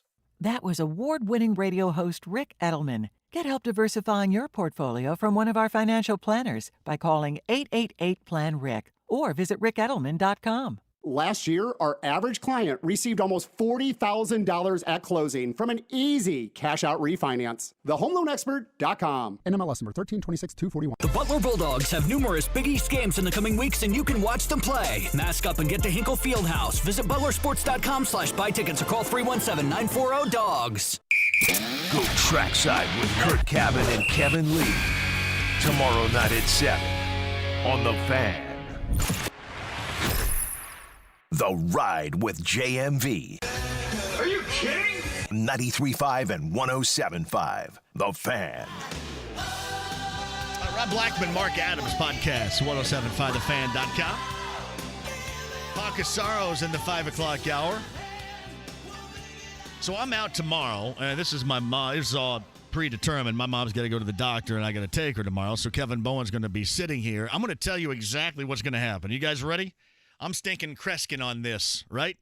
Remember what Johnny Carson used to do, for those of you back in the day, hold the envelope up to his head? I'm going to tell you exactly what's going to happen. Because of this and because of Steve. And listen, Steve's not wrong about the last 5 in the offensive miles. Steve's not wrong about that at all. But he's hardly the only one. I mean, this entire team has really stunk it up, especially late, and trying to close out games with an opportunity to win. But, yes, he has not shot it well. There's no doubt about it. But here's what's going to happen tomorrow. I'm going to tell you, Kyle's already ready for this. When I'm out tonight is not going to be a good night for Miles, and I am going to get railed on tomorrow here. That's a call I'm going to make, because that was the worst possible call and the worst possible back-and-forth conversation that I could have had before Miles Turner and the Pacers take on Embiid and the Sixers tonight. So I'm hoping for a hangnail. Can somebody get Embiid a hangnail tonight? The hell was that? Oh, Jimmy. Jimmy sounded like he's doing backflips in there. No, seriously, this is going to be me tomorrow. You guys are going to light up my Twitter as I'm at the doctor with my mom. I know it. It's the way that it goes. But that's what's going to happen. That was the worst time for me to get that call. And I'll be back on Wednesday, and you guys can just lay into me. JMV, anti-Turner dude. What Kevin Pritchard does need to do is monitor trade interest in Doug McDermott, his strong play, expiring contract, other unlikeliness to re-sign him due to the 22 contracts. We need to maximize value and look to run. How about McDermott for Dinwiddie? I thought about this. When's the trade deadline? Is there any way, and I mentioned this at the outset of the show, March 25th. March 25th. Is there any way that they could be completely buried, or are you always going to be still alive in the way this looks? Can they be completely buried? Because you look at that schedule and it's daunting, and it doesn't look like they're getting anybody back right now. Could they be buried? Might they have a significant decision to make prior to the trade deadline? Because your schedule is so difficult coming out of the All-Star break, you got 7 games against really good teams. You might be a little buried. And at that point, for a guy like Doug McDermott, if you don't think you're going to bring him back, you might thinking about trading him. That is just a thought. But if you look at the schedule they have remaining, tonight they have 3 games, and you sure as hell better beat Cleveland coming up. But you have 3 games remaining before the All-Star break. After the All-Star break, you start out with the Lakers. And then you have an incredibly tough schedule up until that trade deadline. Might they look at that Or do we see LeVert back before that time?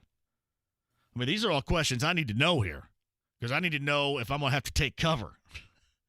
What do you think? LeVert back before the trade deadline? You'd hope to see him, get a few games in with him and see how he's doing and how he gels with the other guys. But, I mean, I wouldn't put money on it that he'd be back by then. I'm not going to hold my breath on T.J. Warren anytime soon.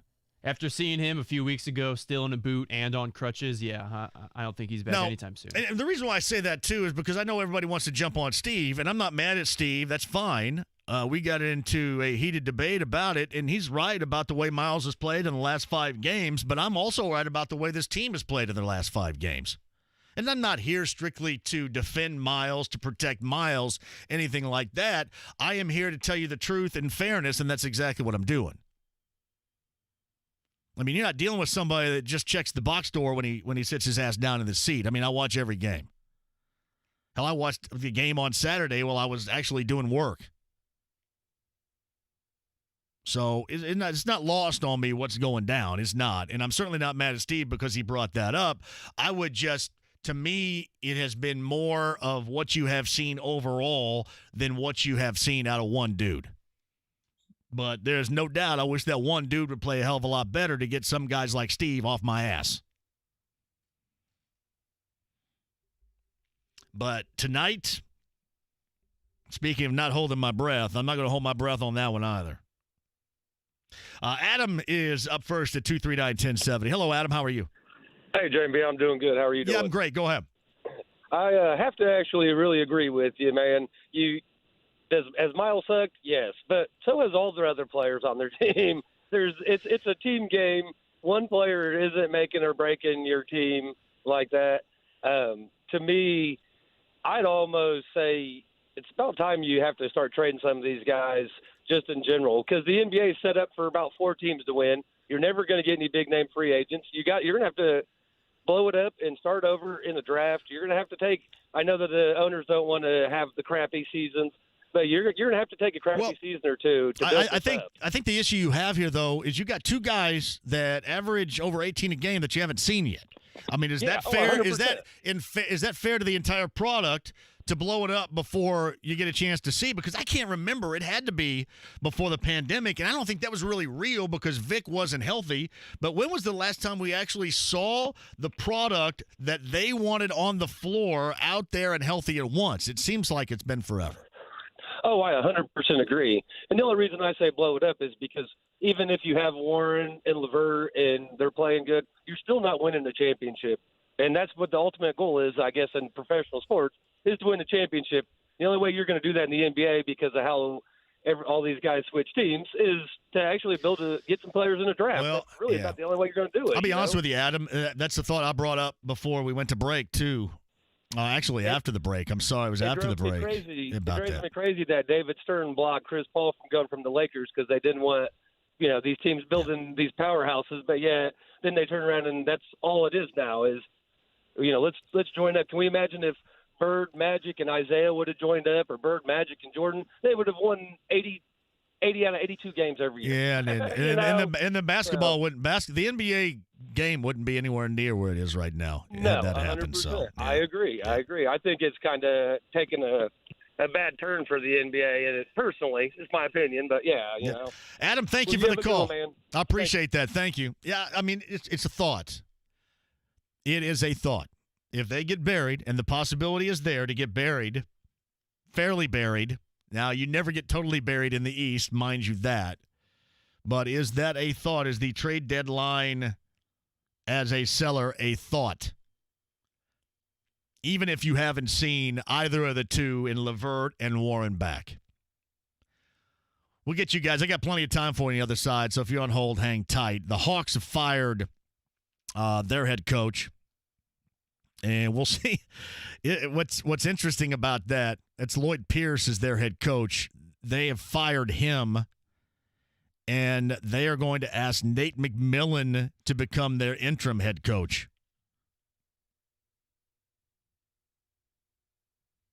Apparently, McMillan is meeting, according to Adrian Wojnarowski, with Lloyd Pierce and the rest of the Hawks coaching staff now. McMillan has been fiercely loyal in his support of Pierce. So Lloyd Pierce fired by Atlanta, and they are hoping that former Pacers coach Nate McMillan takes over there on the interim. Let us take a quick break and return. I'll come back to your calls. If you're on hold, I got plenty of time for you. Paulie C, that's Paul Cassaro, UND, joins us at 5:30. Rob Blackman, Mark Adams, podcast 1075thefan.com. Back with you next. UFC 259 is this weekend, and DraftKings Sportsbook, the official sports betting partner of the UFC, is putting you in the center of the title fight. Pick either main event fighter to land a punch during this weekend's UFC 259 bout, and DraftKings Sportsbook will give you 100-1 odds. Just bet $1 on either fighter to land a punch. If that happens, you cash $100. Don't worry if MMA isn't for you. DraftKings Sportsbook offers great odds and promotions on basketball, hockey, and so much more. DraftKings is safe, secure, and reliable. You can deposit and withdraw your funds at your convenience. All you've got to do is download the top-rated DraftKings Sportsbook app. Use promo code WFNI when you sign up to turn $1 into $100 if either main event fighter lands a punch on Saturday. That's code WFNI for a limited time. Only at DraftKings Sportsbook. Got to be 21 or older. Indiana only. New customers only. Restrictions apply. See DraftKings.com/sportsbook for details. Gambling problem? Call 1-800-9-WITH-IT. Hey, Sean here for Realtor Mark Dietel. That's markdietel.com at 317-755-4232. He's the only guy that I would trust with my situation of selling or buying a home. He is the best. I actually call him every Friday and go, hey, man, how are things going? And we converse a little bit about this because, you know, granted, I didn't know a great deal until I talked with him. And the best part about it is he covers absolutely every base for you. I mean, he really does on everything. If you're looking to downsize your home because you have kids moving off to college coming up in the spring, Mark Dietel is the guy at 317-755-4232, the guy that you can trust that will get it all done right. That's markdietel.com. Now, if you want a little bit more property, and I see it a lot, and that's even me too. I mean, I moved further out so I could get some acreage. If you're thinking about widening your lot, getting some acreage, moving further out, markdietel.com is for you. 317-755-4232. He will get it done. Tell him I sent you. That's markdietel.com. Mark, DIETEL.com today. The Pro Football Hall of Fame invites you to Canton, Ohio this August for twice the fun in 21. Saturday, August 7th, we are honoring the Centennial Class of 2020, which features Edgerrin James. And on Sunday, August 8th, the Class of 21, headlined by Peyton Manning, will unveil their bronze busts and share their stories of triumph and dedication that led them to Canton, Ohio. Make your plans to be at the greatest gathering in football history by visiting profootballhof.com/enshrinement for twice the fun in 21. Hey, it's Rob Belushi at Bill Estes Ford in Brownsburg. All March, Indy is tourney town, and our mascot, Brian Baby Boomer Weddle, is in tryouts to make the team. Hey, Coach Rob, can I stop running now? Listen up, Baby Boomer. We have a strong game plan to win this month, and if you want to make the team, you got to keep up with the plays. Our first play is $15,000 off 2020 F-150s. $15,000 off F-150s. That's a great play. And we're running $8,000 off 2020 Escapes. $8,000 off 2020 Escapes. Another great play. Wait, how many plays are we running at once? That's a coaching decision, Brian. We also have over 200 nearly new vehicles ready to get in the game. And we can give you the assist with $2,000 more for your trade. Now you got it. I'm promoting you to team captain. Keep that mascot suit, though. Why? Because you're doing both jobs now, captain and mascot. I think that's impossible, Rob. There's no I in Estes, Brian. All March, get $15,000 off any 2020 F-150 or $8,000 off any 2020 Escape. Your key is waiting at Bill Estes Ford in Brownsburg. If you qualify, the VA loan program is the best option out there. Whether you're refinancing or buying a home, visit HeroLoan.com. NMLS number 1326241. SportsCenter updates on the Fan are brought to you by Big O Tires. Right now, save up to $150 off Nito, Toyo, or Pirelli tires. Only at Big O Tires, the team you trust. 93.5 and 107.5, The Fan. WFNI, WIBC, HD2, W298BB, WIBC, HD3, W228CX, Indianapolis. Butler closes out the regular season on the road at Creighton. Saturday at 4:30 on 93.5 and 107.5, The Fan. The Ride with JMV. It's called Sex Panther by Odeon. It's illegal in 9 countries. It's quite pungent. Stings the nostrils. 93.5 and 107.5. The Fan.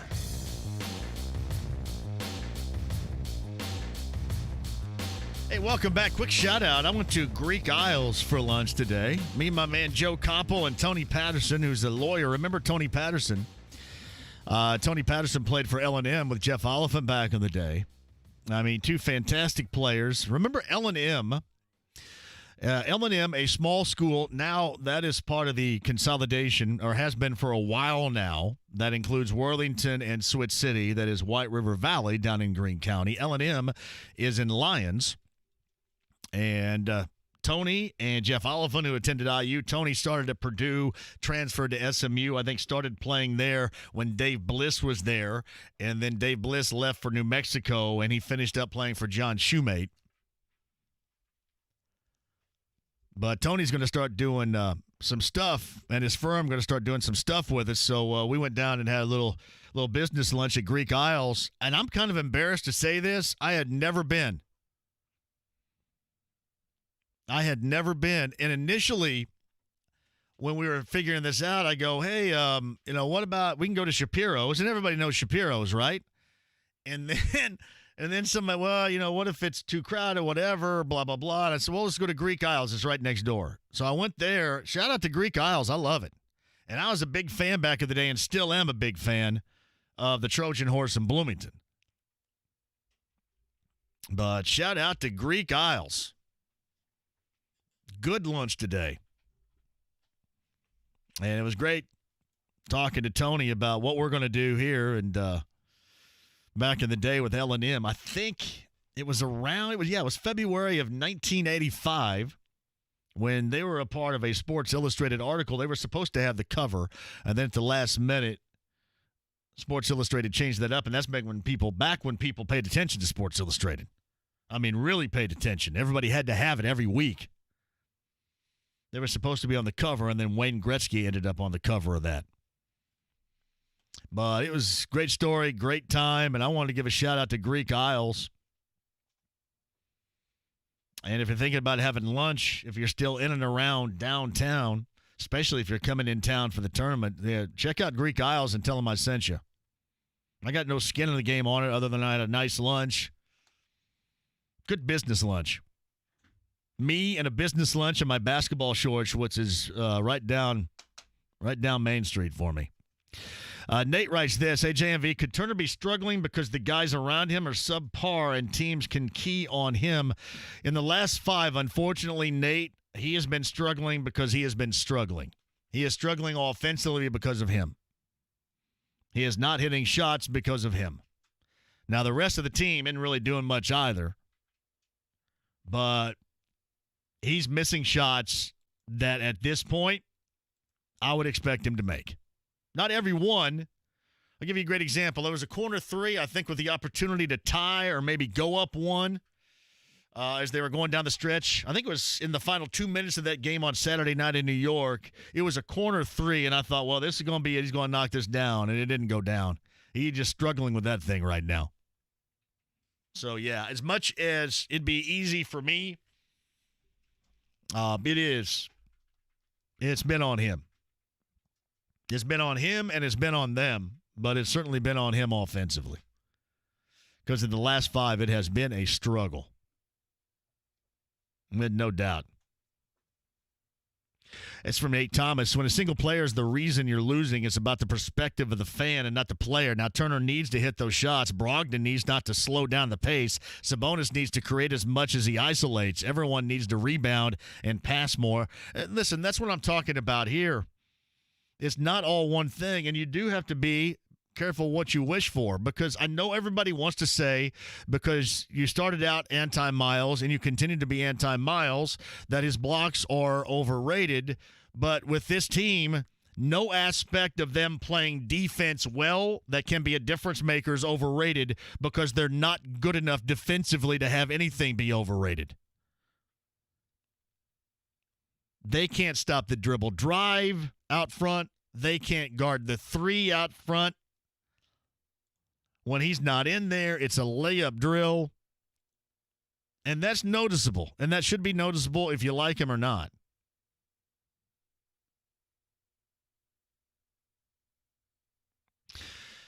All right, JJ just tweeted this. One injury update for the Sixers. Tobias Harris is now out.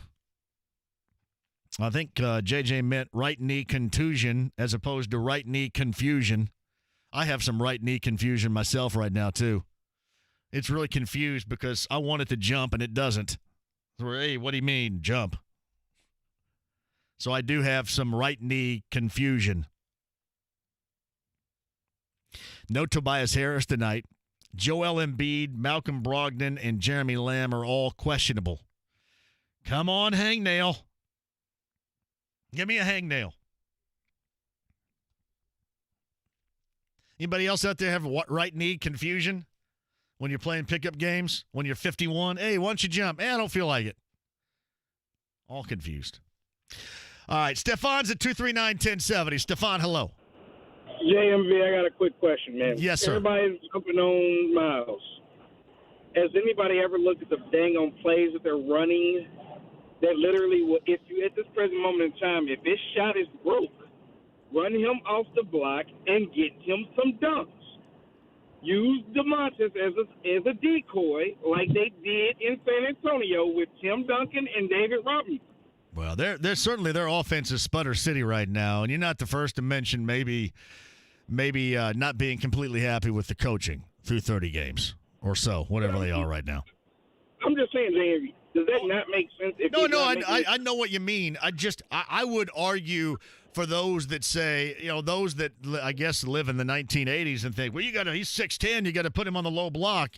I mean, it doesn't work that way anymore. I mean, him on the low block is a waste of time. Him going to the basket can be good, but I'll be honest with you, Stefan, he's missed those recently too.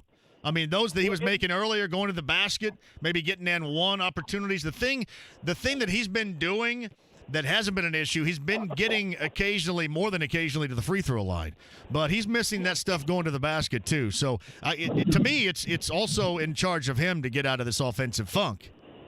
True, but at the same time, if you don't turn around, like your college Steve, he crazy. He needs some straight Adderall or something to calm him down. Because Lord Jesus. I mean, Sabonis, and as much as I've said this in the past, I remember 2 years ago saying to him on this show, hey, I think you need to argue a little bit more because you get the worst whistle in the league. Now he argues so much where, to me, it is evident it takes him out of his game. It absolutely gets him out of his game. He looked like Luka when he get to arguing. He got to calm down. He's going crazy. I mean, he's the one that turned it over the other night. With down 2 with that final possession. He's not. The double team is coming and they dig. Now they're digging on his spin move. I mean, everybody's really advanced scout him and they're digging on his spin move, and that's affecting him as well. So yeah, he's playing a role in this too. I agree with that, definitely. I mean, like I said, I was just saying, at least try to get him back going. And if you can switch over to the San Antonio Spurs idea, it at least will keep us in the game long enough until everybody gets back rolling. Yeah, listen, I do, Stefan, thank you for the call. Realize they're without 2 dudes, but we've known this all along. We knew that these guys weren't going to come back in LeVert and Warren anytime soon, and we knew this team was going to have to keep its head above water. The problem I have is they have lost games that they should have won. They have lost games with the lack of execution late in situations. Lack of execution the other night in New York. Just a horrific second quarter in New York the other night. That's all on them. I mean, we knew that they had to accumulate as many wins as possible at this time because that schedule is going to get tough. They played T.J. McConnell 46 minutes the other night. 46. And I love T.J. McConnell, and I want to see him. I just don't know if I want to see him out there 46 minutes.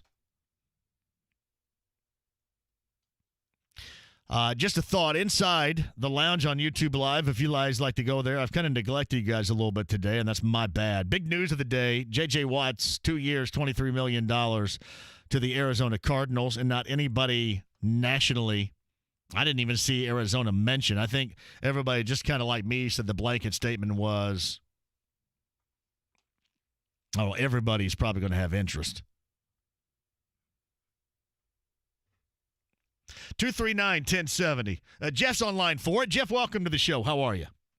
I'm doing good. Yourself? I'm great. Go ahead. Excellent. I'm just like you. I've watched every Pacer game so far this year, and I got to say I appreciate watching them play. I feel like every game, they're fighting, they're playing hard. Being two guys out, they just don't have the talent to compete. I think just playing so many extra minutes is why they're fumbling the ball and can't catch the ball and can't shoot late in games.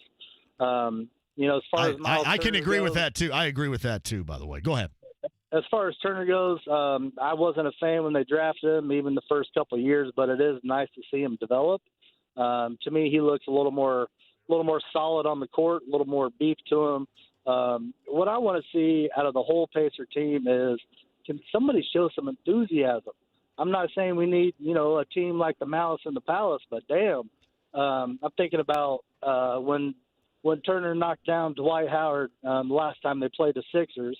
Actually, I think he got a technical for it, but instead of trying to help Dwight Howard up, I wanted to stand over him and let him know he knocked him down, something like that. Yeah, well, he was trying not. I think he was trying not to get a flagrant one or something like that Well, with that. And then I remember that Dwight Howard. Remember Dwight Howard when Miles put his hand out? Dwight Howard held his hand to his chest like a dip, you know what? So yeah, I mean, I'd agree with you on that. I certainly would agree with the enthusiasm. The problem you have is your team leader Malcolm Brogdon. You don't know what the hell's going on because he's kind of just that's the way he plays. That's the way he is, and that's kind of the way they all are. So that's my point. It's almost like I almost want somebody on the team that I don't like, that I really don't want to cheer for. I feel like every team needs that little edge to them. Like the most vocal Sabonis, and that's at the officials. So well, he needs to focus on not missing so many dang bunnies. But that's yeah. He lets that Jeff. And thank you for the call, Jeff. He lets that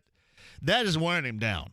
The minutes, the fouls, the physicality.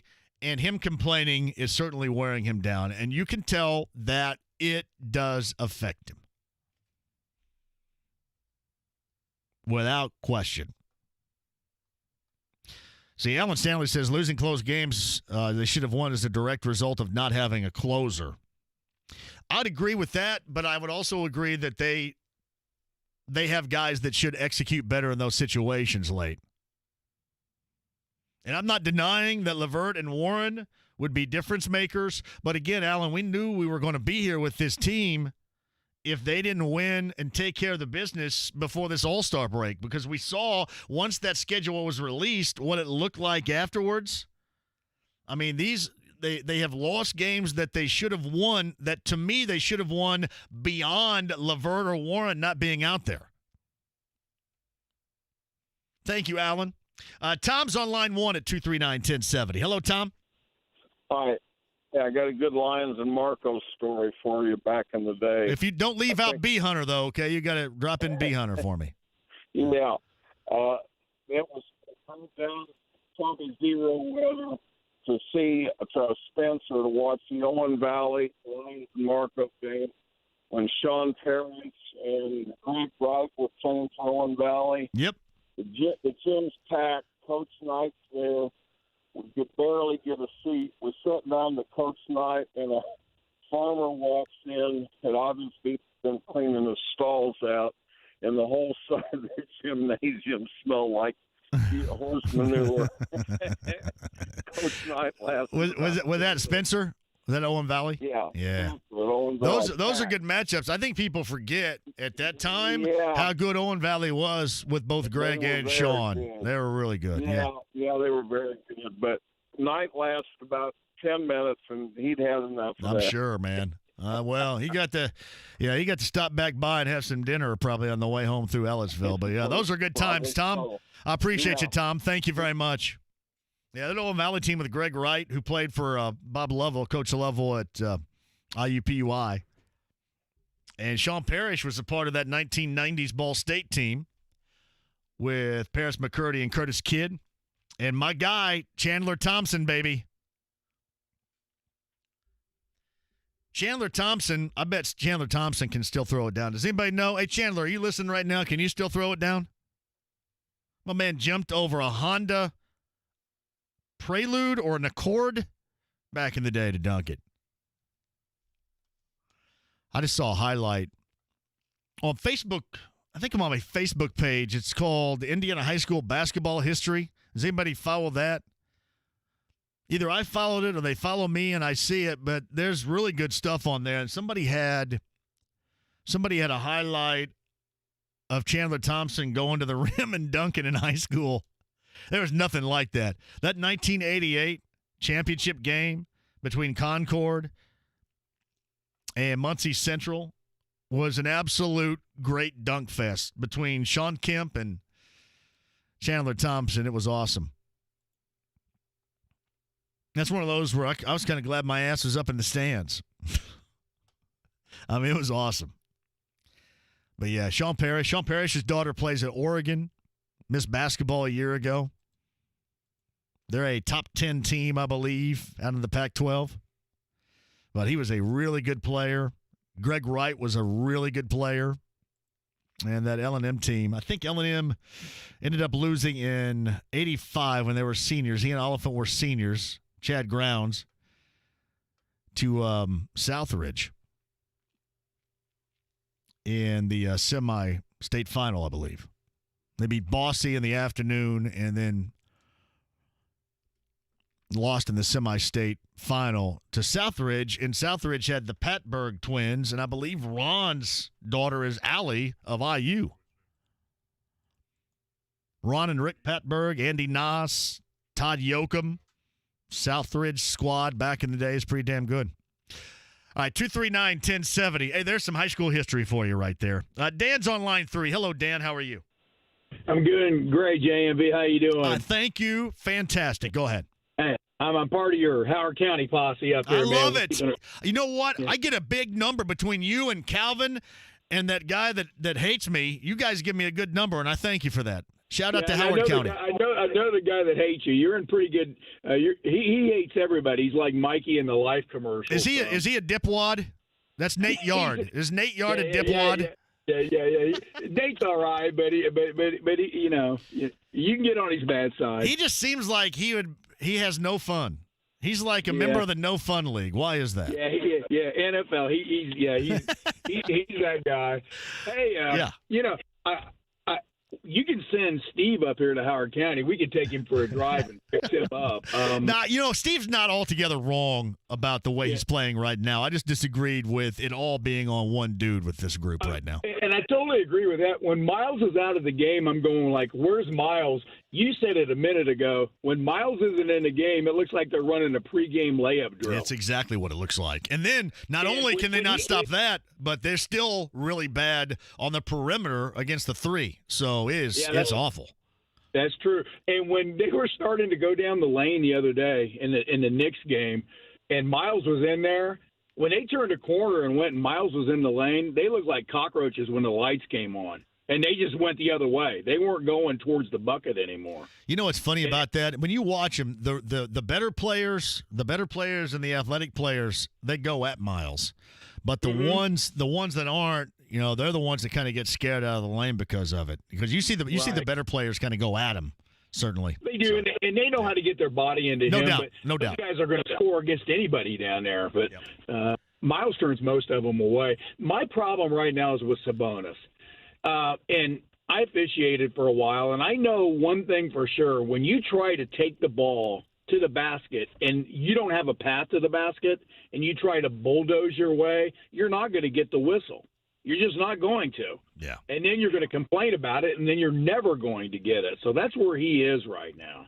Well, he's at a point where I don't know if it affects him with the officials' whistle as much as it affects him. I mean, it just drags him. He's at a point now where somebody around that organization needs to say, hey, you know, and agree with him. We know that you're getting the hell beat out of you, but you got to move on here because you're spending too much time, you know, whining about it, and it's affecting his game, and you can see it. Well, he probably had fingernail marks on his forearm after that one play, but there were three guys on him. He's got to kick that back out. Yeah, and he did. He got hammered on play, no doubt. But he needs to settle that down big time. All right. Hey, Dan, thank you for the Howard County love, man. Hey, you keep doing a great job, buddy. I appreciate that, man. I love my numbers in Howard County are big. Between Dan and Calvin Fitch and my man Nate Yard that hates my guts, that thinks I suck.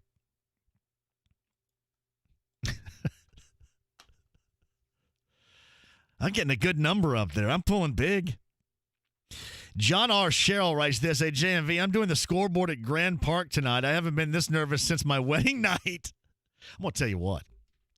Being in charge of the scoreboard in youth games might be one of the worst jobs in history.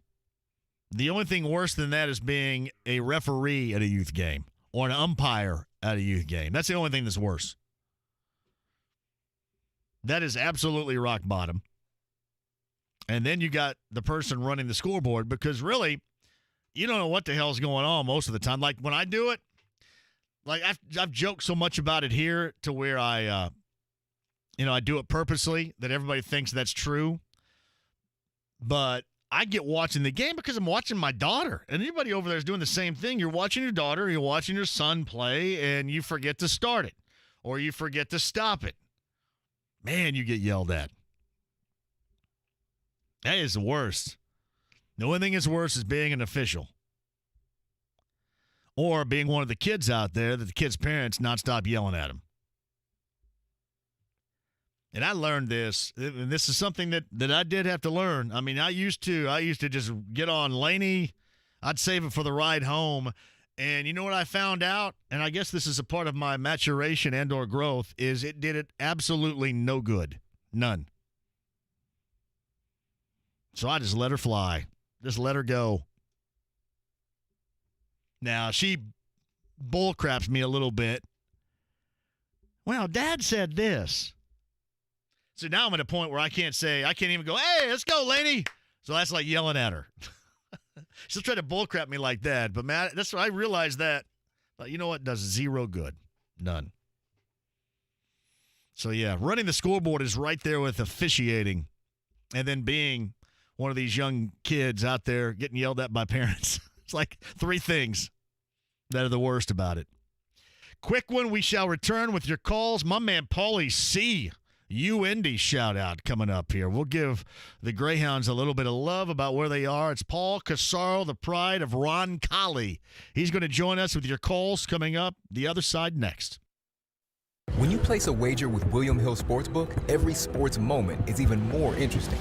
And we have a special 2021 offer to help you bet on all your favorite sports risk-free. Download the William Hill Sportsbook app, and when you sign up, you can get started with a risk-free bet of up to $2,021. Use promo code RADIORF. Must be physically present in Indiana. 21 plus. Terms and conditions apply. If you or someone you know has a gambling problem and wants help, call 1-800-9-WITH-IT. Let's make it interesting with William Hill Sportsbook. Hi, I'm Ryan Kelly with thehomeloanexpert.com. Last year, our average client received almost $40,000 at closing from an easy cash-out refinance. What would you do with an extra $40K? Finally pay off all that high-interest rate credit card debt? How about some big home improvements like a kitchen or bath? Let's see how much money you can get out with an easy cash-out refinance at thehomeloanexpert.com. The Home Loan Expert LLC, NMLS number 1326241. Hey, it's JMV here. Freezing outside it has been. Now, it's thawed out recently, right? So you probably know what your pipage situation might look like in your plumbing. But I'm here to tell you that the best part about this is you have the peace of mind at 317-284-9526 that Lance and his team at LD Smith Plumbing will take care of anything, because it's not like pipe situations going bad or plumbing emergencies. They're not going to give you any advance notice. They're not going to say, hey, guess what? We're about to really screw up your day. It's just going to happen, and you're going to have to count on the best to have your back. And Lance and LD Smith Plumbing, 24/7, 365, large or small or emergencies, they do that for you. 317-284-9526, the best in plumbing. And right now you mention my name, you'll get $50 off any service. That's $50 off any service from Lance and his team at LD Smith Plumbing. Write this number down and have it for peace of mind later. 317-284-9526, online, ldsmithplumbing.com today. Place your sports bets at BetRivers.com. You'll find a massive number of basketball betting options, bet point spreads, money lines, and game totals directly from your mobile device. Use one of our 12 easy deposit methods to get in on the action. And when you win, we pay fast. We pride ourselves on our quick and easy payouts. Sign up now. We'll match your first deposit up to $250. More bets, more action, more fun. Gambling problem? Call 1-800-9-WITH-IT. 1-800-994-8448. It's springtime, Indy, and for 20 years, Rhino Shield has been covering your neighbors' homes like Elsie. My husband he had been reading about Rhino Shield. We were just impressed. Remember, Rhino Shield's not paint, it's better. And we had our all the trim and everything done, and they even did the sealing of our front porch. Celebrate the 25-year guaranteed protection of Rhino Shield covering Indy for 20 years for 20% off the regular price. Oh my, it looks brand new. Saves us painting, and we get compliments even today about how nice it looks and everything. Here's Rhino Shield's Shane Smith. This offer is limited, so call me at 888-RHINO-41. That's 888-RHINO-41. Don't paint. Don't vinyl. Go Rhino. Don't paint, don't vinyl. Go Rhino Shield. Never paint your house again. Rhino Shield. Hubler Auto Group has 8 brands to choose from and thousands of vehicles in stock. Plus, all new vehicles come with a 10-year, 200,000-mile warranty included. Visit drivehubler.com. Sports Center updates on the Fan are brought to you by Big O Tires. Right now, save up to $150 off Nito, Toyo, or Pirelli tires. Only at Big O Tires, the team you trust. It's the Fan Morning Show with Jeff and Big Joe. Former NFL quarterback Jim Miller. Give me your thoughts A to Z on what happened. I thought the Colts basically fleeced the Philadelphia Eagles in that trade. Now the Colts have what I think is going to be a resurrected quarterback that Frank Reich knows very well for a third-rounder this year and what could parlay up into a first-rounder next year. I think the Colts made out like bandits. The Fan Morning Show with Jeff and Big Joe. Weekday mornings at 7 on 93.5 and 107.5. The Fan. The Ride with JMV. Ahoy, Ploy. 93.5 and 107.5. The Fan. Yeah, Rob Blackman, voice of the Boilermakers. Mark Adams, ESPN, a little bit earlier. Podcast with each. 1075thefan.com. Inside the lounge on YouTube Live. Everybody has been outstanding. And a shout out to J Law and Mike Cole and Zibby and my man Jim Mickelsick, Matt and Don. Matthew Stansberry's in the house. My man Ari, too. You guys have been great today. Appreciate that. That's YouTube Live. Inside the lounge on YouTube Live. Yeah, I love it. Keeping the scoreboard in youth sporting events. Now, you're amazing if you can get out of it. That's an amazing feat. I'm going to tell you what, too. If you don't have the guts to do it, then you shouldn't say a word if I forget to start the clock. That's when you get them. Oh, yeah, so you want to do it better? Then, bring your ass over here and do it then. Oh, no, yeah. All right, back to your calls in a second. Big show tomorrow. I'll explain coming up in a minute. But on the Eddie Moore Automotive Group hotline, his team is on a run. The start not good, but ending the regular season on a 10-4 run. The 8th and final spot in the GLVC tournament. They're at the number 1 seed and 3rd-ranked Truman State coming up, I believe, in the quarterfinals on Wednesday. It's UND and their first-year head coach. We call him Paulie C. Paul Casaro's on the Andy Moore Automotive Group hotline. Hello, Paul. How are you? Good, John. How you doing, buddy? Man, nice run here recently. What do you attribute that to? A little cohesiveness down the stretch here. Yeah, I think we finally got some rhythm. We had so many newcomers this year, and to avoid get past our early COVID shutdowns and finally just get a chance to grow.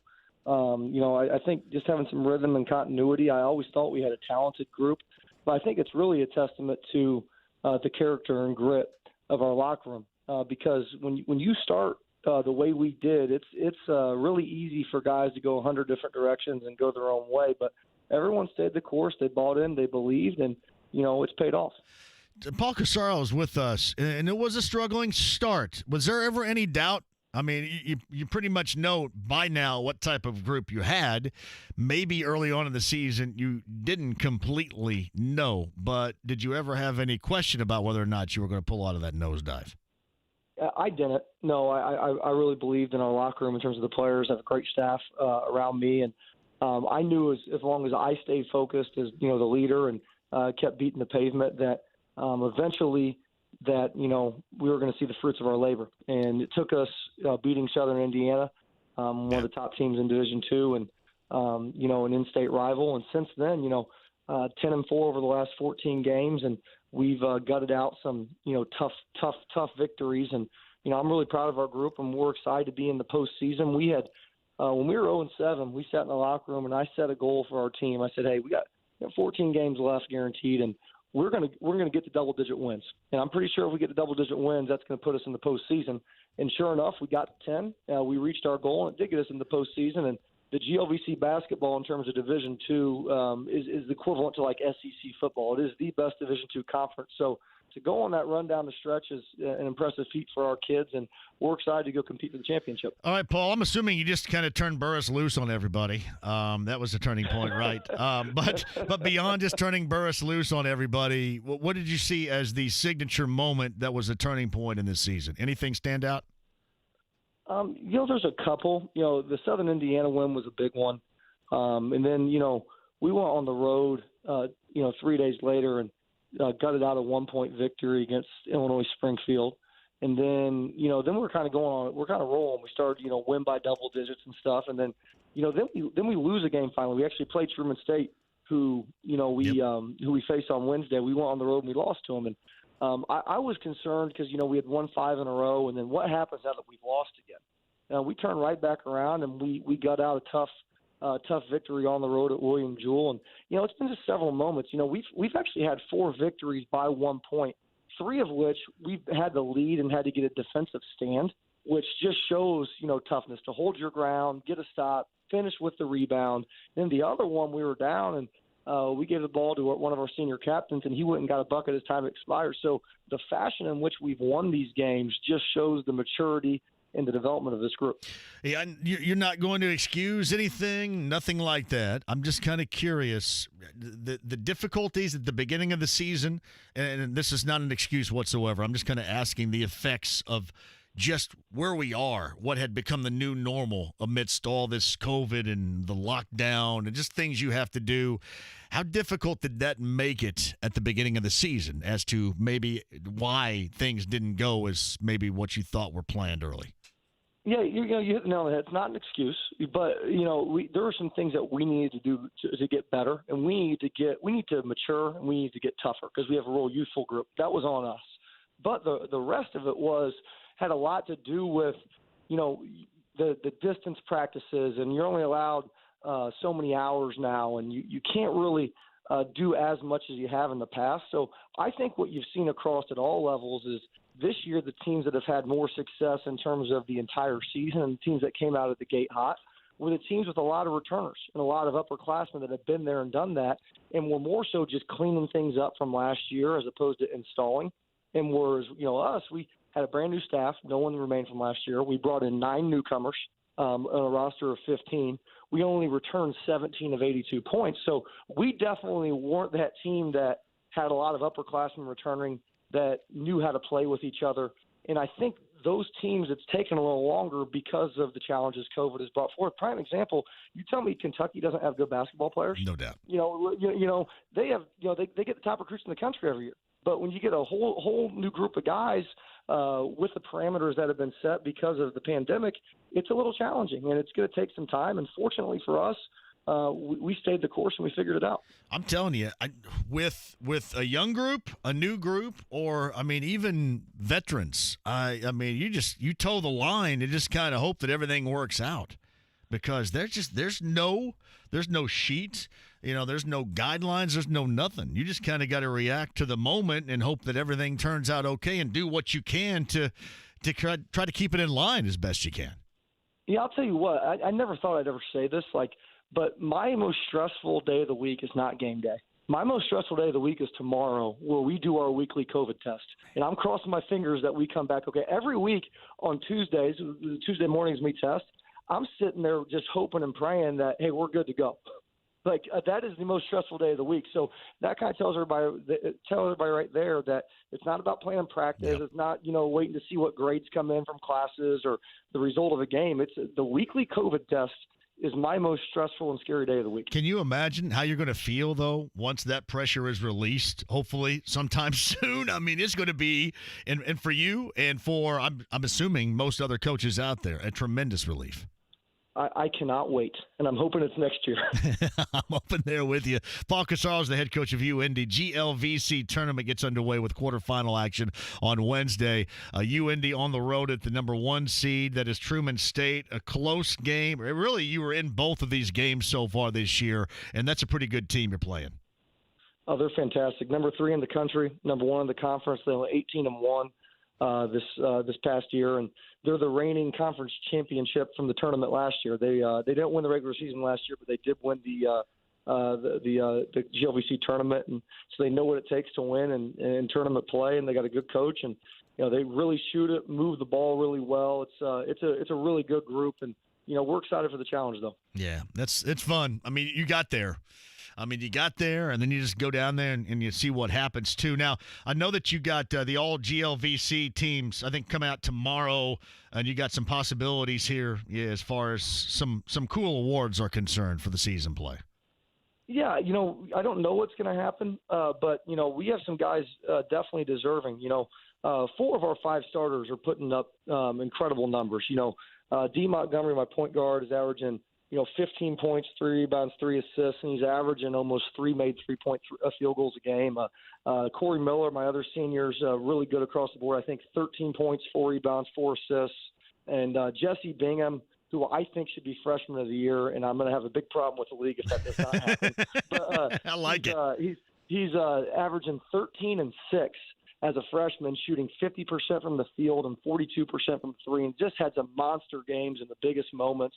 And Kendrick Choa, our sophomore big, who averages 11 and 7 and has had some sick nights in terms of like 20 points and 13 rebounds and 15 points and 14 rebounds, just monster doubles, and would have a much higher average. He kind of got taken out of some games due to some foul trouble, or else his numbers get even better. But all really good players. I think those 4 deserve to be recognized, and I'm hoping that happens. Well, but Jesse, the Mick will prep you for that stuff. You know what I mean?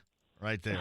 No doubt. And he has a fellow Warren Central buddy on our team, Jacoby Robinson, who was at McKendree last year and transferred to us, had to sit this year out due to in-conference transfer rules. And I'm excited to get the Mick Twin Towers back in action together tomorrow. Next year. Next year, that is. It is well done. All right. Well, hey, tell Burris I said hey. All right. And go out and get him coming up on Wednesday. But fantastic job of getting things right over the course of this season. I know it's been entirely difficult, but I knew you could do it. Job well done. We're proud of you. And just keep it going in the GLVC beginning Wednesday. No, we're going to try our best. Thanks a lot, John. Hey, anytime. Call me if you need me. All right, sounds good, buddy. It's Paul Casaro, the head coach of UND on the Andy Moore Automotive Group hotline. That is a good dude. Former Roncalli guy, too. I wasn't even going to talk about Blake going to the nurse over there today. Thanks a lot, Blake. I said the story a little bit earlier. I think it was the nurse or somebody called, and I was already here. It was about, I don't know, getting close to 2 o'clock or so. And, Blake's down, not feeling well. And my response was, well, I'll tell you what you do. Go ahead and have him go walk outside and sit underneath a tree, and I'll get my wife over there in a little bit. I don't know if she thought it was a joke or not, but we both laughed. I thought, yeah, just do it. It'll be good.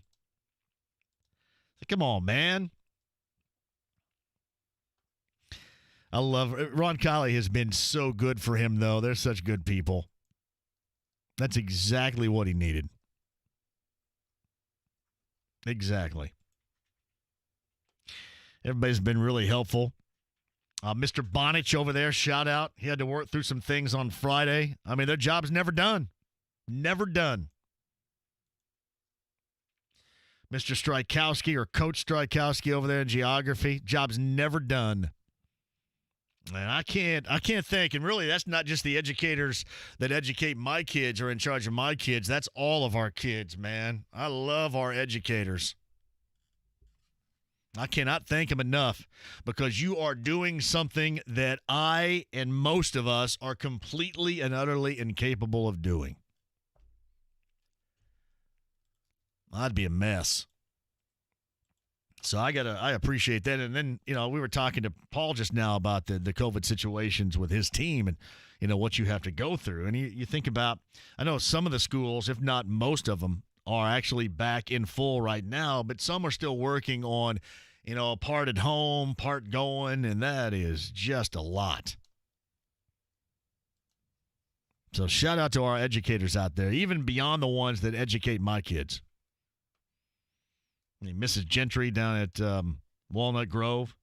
And again, I want to remind people, and I will, coming up here, I will until the date on the 9th regarding Jason Mueller and the benefit that we're going to do for him at Kopetsky Car Wash down in Greenwood on 135.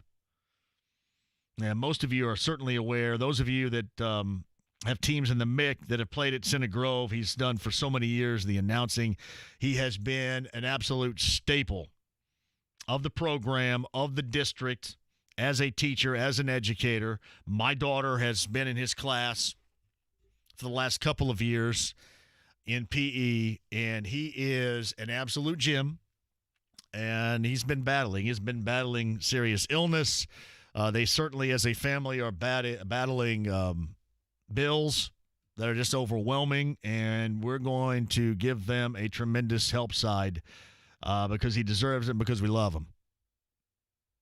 And I'll explain to you, as I did a little bit earlier, how we're going to do that. I'm going to bring Eric Moore on here, the head coach down at CG, the football team, and talk a little bit more about that as we approach that date. But Kopetsky Car Wash, again, is when that is going to be. I tweeted that out a little bit earlier. I know Chris Litzy, who's a friend of the show and a listener, sent that out a little bit earlier as well. And I'll send that out as much as possible, because even if you're not from that area, I'd love if you made it down there and would be a part of what we're doing, because it really is special. He is just an absolute great dude, for real. A lot of bills, still fighting it. It's March the 9th, Clean to Contribute at Kopetsky Auto Wash in Greenwood. And I'll continue to remind you about this because that's a special day for a lot of folks. So I want to make it incredible if we can. And I'll remind you of that as we get closer to March the 9th. All right, 239-1070. We'll close it out with your calls. Tomorrow's show, I'm not going to be here. I'll explain coming up next. Kevin Bowen's in. I'll get you updated on tomorrow's show and more as we close it out with you next. Kids, tell your parents about Form's Sprout of the Month contest, where you could win $100 in a Sprout account. Details at 1075thefan.com. Join the Crew Car Wash Unlimited Club and wash whenever you want. Sign up at any of their locations to get unlimited washes and unlimited savings. Last year, our average client saved almost $350 a month with an easy rate reduction refinance. TheHomeLoanExpert.com. NMLS number 1326241. Hey, this is John here. Problem water affects your home in a variety of ways, from the smell to the taste, the way it feels on your skin, the discoloration in your sink. I mean, it really does affect your pipes. They can deteriorate along with your appliances faster, too. That's why Connecticut's partnered with Mike Holmes, professional contractor and TV personality, to help make your water right. So get the same great water Mike has in his home with Connecticut's limited time offer. I'd also tell you this. I have it in my home, so you can get it because I have it in my home, too.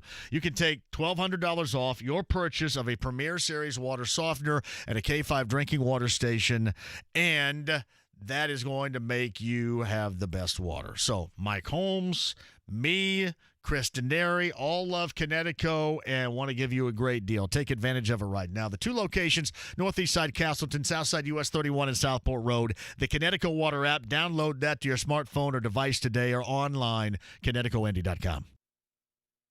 Hey guys, looking for a reason to spend 3 days on the couch watching basketball? Schedule your vasectomy at Urology of Indiana for a Thursday or Friday, then sit back, relax, and catch some games over the weekend while you recover. It may be the only time your wife approves of hoarding the couch and the remote control. My vasectomy at Urology of Indiana was simple and took only about 15 minutes. Soon after, I was out the door and on my way home.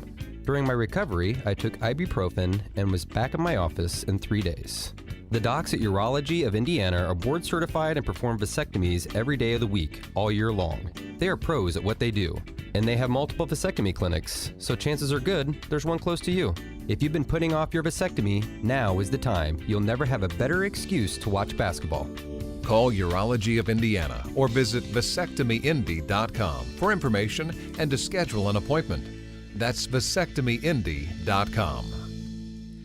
Hey, it's John here for Diamonds Direct. Diamonds Direct is an amazing place. Always and forever when it comes to trends and fashion and what's hot and exciting. Hey, I know you look to me, the trendsetter. What is hot? What is fashionable? What is exciting? The first person you think about is me, and I thank you for it. But me, even with knowing all about what's fashionable right now, I have to have a bit of prompting. I have to take some advice, and I take all of my cues from Diamonds Direct. Most jewelry stores don't carry a lot of the shapes that are fashionable and cool today, the fancy shaped diamonds. The problem is most jewelry stores just simply don't carry it, but Diamonds Direct is not an issue. They keep fancy-shaped diamonds in stock all of the time. Their selection is unmatched. Their warranties are absolutely unmatched. The price tag, you're not going to find anything better. And the best part about it is the full transparency about diamonds. They're going to teach you all the inside secrets, and we'll show you how to maximize your budget. So if you're looking for that benchmark birthday gift, anniversary gift, graduation gift, hey, let's make this hassle-free and one-stop shopping. Engagement rings, whatever you're looking for, it's Diamonds Direct, the only jeweler I recommend. Diamonds Direct, Keystone at the Crossing, the official jeweler of the Colts. With parlays on Unibet Sportsbook, you can build your one-of-a-kind parlay that no one else on the planet could have thought of. Download the app or visit in.unibet.com. Sign up today to get $20 free and a $250 risk-free bet. Unibet Sportsbook. Crazy about the odds. Must be 21 or over to play and physically located in Indiana. Restrictions apply. Gambling problem? Call 1-800-9-WITH-IT. Hey, it's Big Joe for your trusted local independent American Standard heating and air conditioning dealer, Reinhardt Heating and Cooling. Located out in Danville and serving Hendricks and surrounding counties, owner Danny Reinhardt says this truly is a family business. My 3 children, Kevin, Corey, and Kim, they all work for me. I have another gentleman that's been with me since I started, Stumpy, and he still works for me. And then Brian come to work for us in 2006, and so we really, truly are a family business. Give Reinhardt a call at 745-4526. Reinhardt is your trusted local independent American Standard dealer. Small business owners, is your internet making office tasks painfully slow? Are your file upload speeds sluggish? Are your video calls choppy? You need more speed. AT&T Business Fiber gives you up to 20 times faster upload speeds at half the price of cable. Faster upload speeds mean smoother, less glitchy video conferencing and faster file transfers. Visit att.com/businessfast or call 844-661-FAST to get our best price on our best service. Imagine it, up to 20 times faster upload speeds at half the price of cable. AT&T experts can help you upgrade to AT&T Business Fiber. Soon, you're going to love your internet. Call 844-661-FAST now. Comparison by Telogical Systems, 12-2020.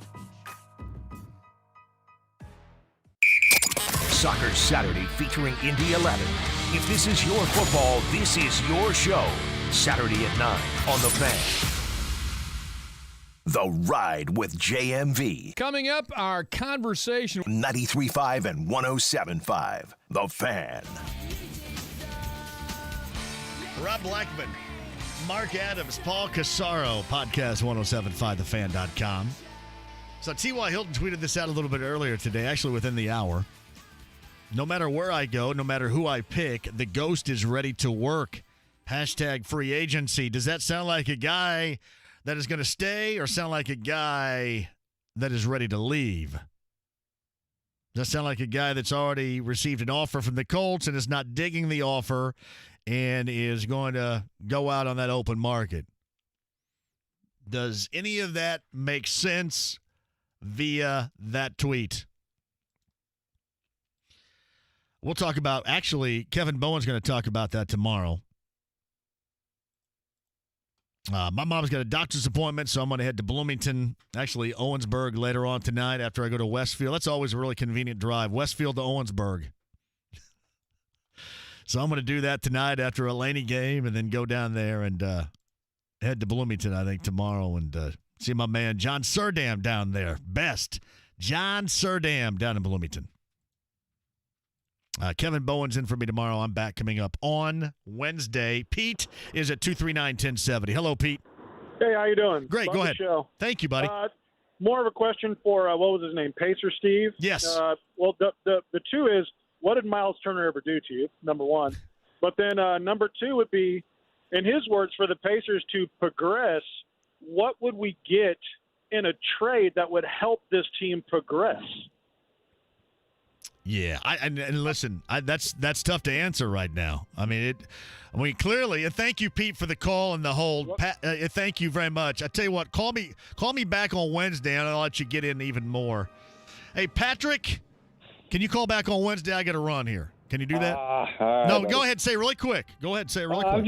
I just wanted to point out, you know me when it comes to the Pacers. I just wanted to point out, why is it that when Sabonis accidentally headbutts somebody, they have to look at it for a flagrant, but then all of a sudden he gets elbowed in the face twice yesterday, and there's no look for flagrant? Because it's the best in the world doing that officiating right there, Patrick. The best in the world, baby. Patrick, thank you. Call me back on Wednesday. Blackman Adams, Casaro Podcast, 1075thefan.com. Kevin Bowen in for me tomorrow. You guys have been great. Shout out to the lounge. You've been great too. Kyle Corbin, thank you. Mark Adams' reboot of our college hoops conversation that's can't miss next. 93.5, 1075, and 1070 The Fan. Place your legal sports bets at BetRivers.com. Your new home for sports betting. Millions of betting options a year on the sports you love. We offer live in-game betting on major sporting events worldwide. Tons of bets available during games, from money lines, prop bets, and many more. Use one of our 12 easy deposit methods to get in on the action. And when you win, we offer fast and reliable withdrawals. Sign up now, and we'll match your first deposit up to $250. More bets, better odds, more action. Place your sports bets at BetRivers.com. Gambling problem? Call 1-800-9-WITH-IT. 1-800-994-8448. The Pro Football Hall of Fame invites you to Canton, Ohio this August for twice the fun in 21. Saturday, August 7th, we are honoring the Centennial Class of 2020, which features Edgerrin James. And on Sunday, August 8th, the Class of 21, headlined by Peyton Manning, will unveil their bronze busts and share their stories of triumph and dedication that led them to Canton, Ohio. Make your plans to be at the greatest gathering in football history by visiting profootballhof.com/enshrinement for twice the fun in 21. It's time for the Crestpoint Real Estate Market Minute. It's Terry Stacy, and with us is Patrick Keller, managing broker and owner of Crestpoint Real Estate, Indy's real estate experts. Patrick, what do the prices look like for homes in our market? Yeah, the seller's market continues. Right now in Marion County, the average sales price is $187,000. In Morgan County, it's $185,000. In Hendricks County, it's $240,000. In Boone County, it's $299,000. In Hancock County, it's $218,000. Johnson County is $229,000. And Hamilton County rings out at $330,000 as an average sales price. Still rings home the message that it's a seller's market, and we are always happy to do a free market analysis for any sellers in the area curious of their home value. Thank you, Patrick Keller. This has been the Crestpoint Real Estate Market Minute. Indy's real estate experts get your home value estimate in 60 seconds at sellwithpatrick.com. Introducing Body Armor Edge, sports hydration with the boost of caffeine. Get your edge and take your game to the next level. With 100 milligrams of caffeine and 1,000 milligrams of electrolytes, Body Armor Edge is boosted hydration that will keep you going through the last buzzer or finish line. Plus, it's got potassium-packed electrolytes, antioxidants, B vitamins, and no artificial sweeteners, flavors, or dyes. It's more than a sports drink. It's Body Armor Edge. Get your Body Armor Edge today at your local Kroger. Last year, our average client received almost $40,000 at closing from an easy cash-out refinance. TheHomeLoanExpert.com. NMLS number 1326-241. The Butler Bulldogs have numerous Big East games in the coming weeks, and you can watch them play. Mask up and get to Hinkle Fieldhouse. Visit ButlerSports.com/buy tickets or call 317-940-DOGS. 93.5 and 107.5. The Fan. WFNI, WIBC, HD2, W298BB, WIBC, HD3, W228CX, Indianapolis. The Pacers are in Philly to take on the 76ers this evening at 6:30 on 93.5 and 107.5. The Fan. The Ride with JMV. Nachos, lemon heads, my dad's both. You won't go down cause my 93.5 and 107.5. The Fan.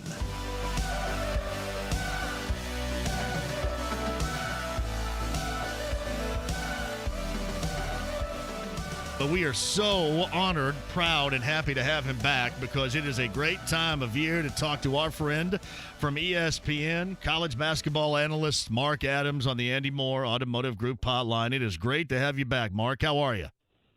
JMV, you say jump, I say how high. I am jacked to be with you today. What a great time of the year, isn't it? With all the conference tournaments starting and all the talk about the NCAA tournament. We'll be right in your backyard. It's a great time of the year, man. It is. And I want to get into all that, but I want to start out here for a moment, too.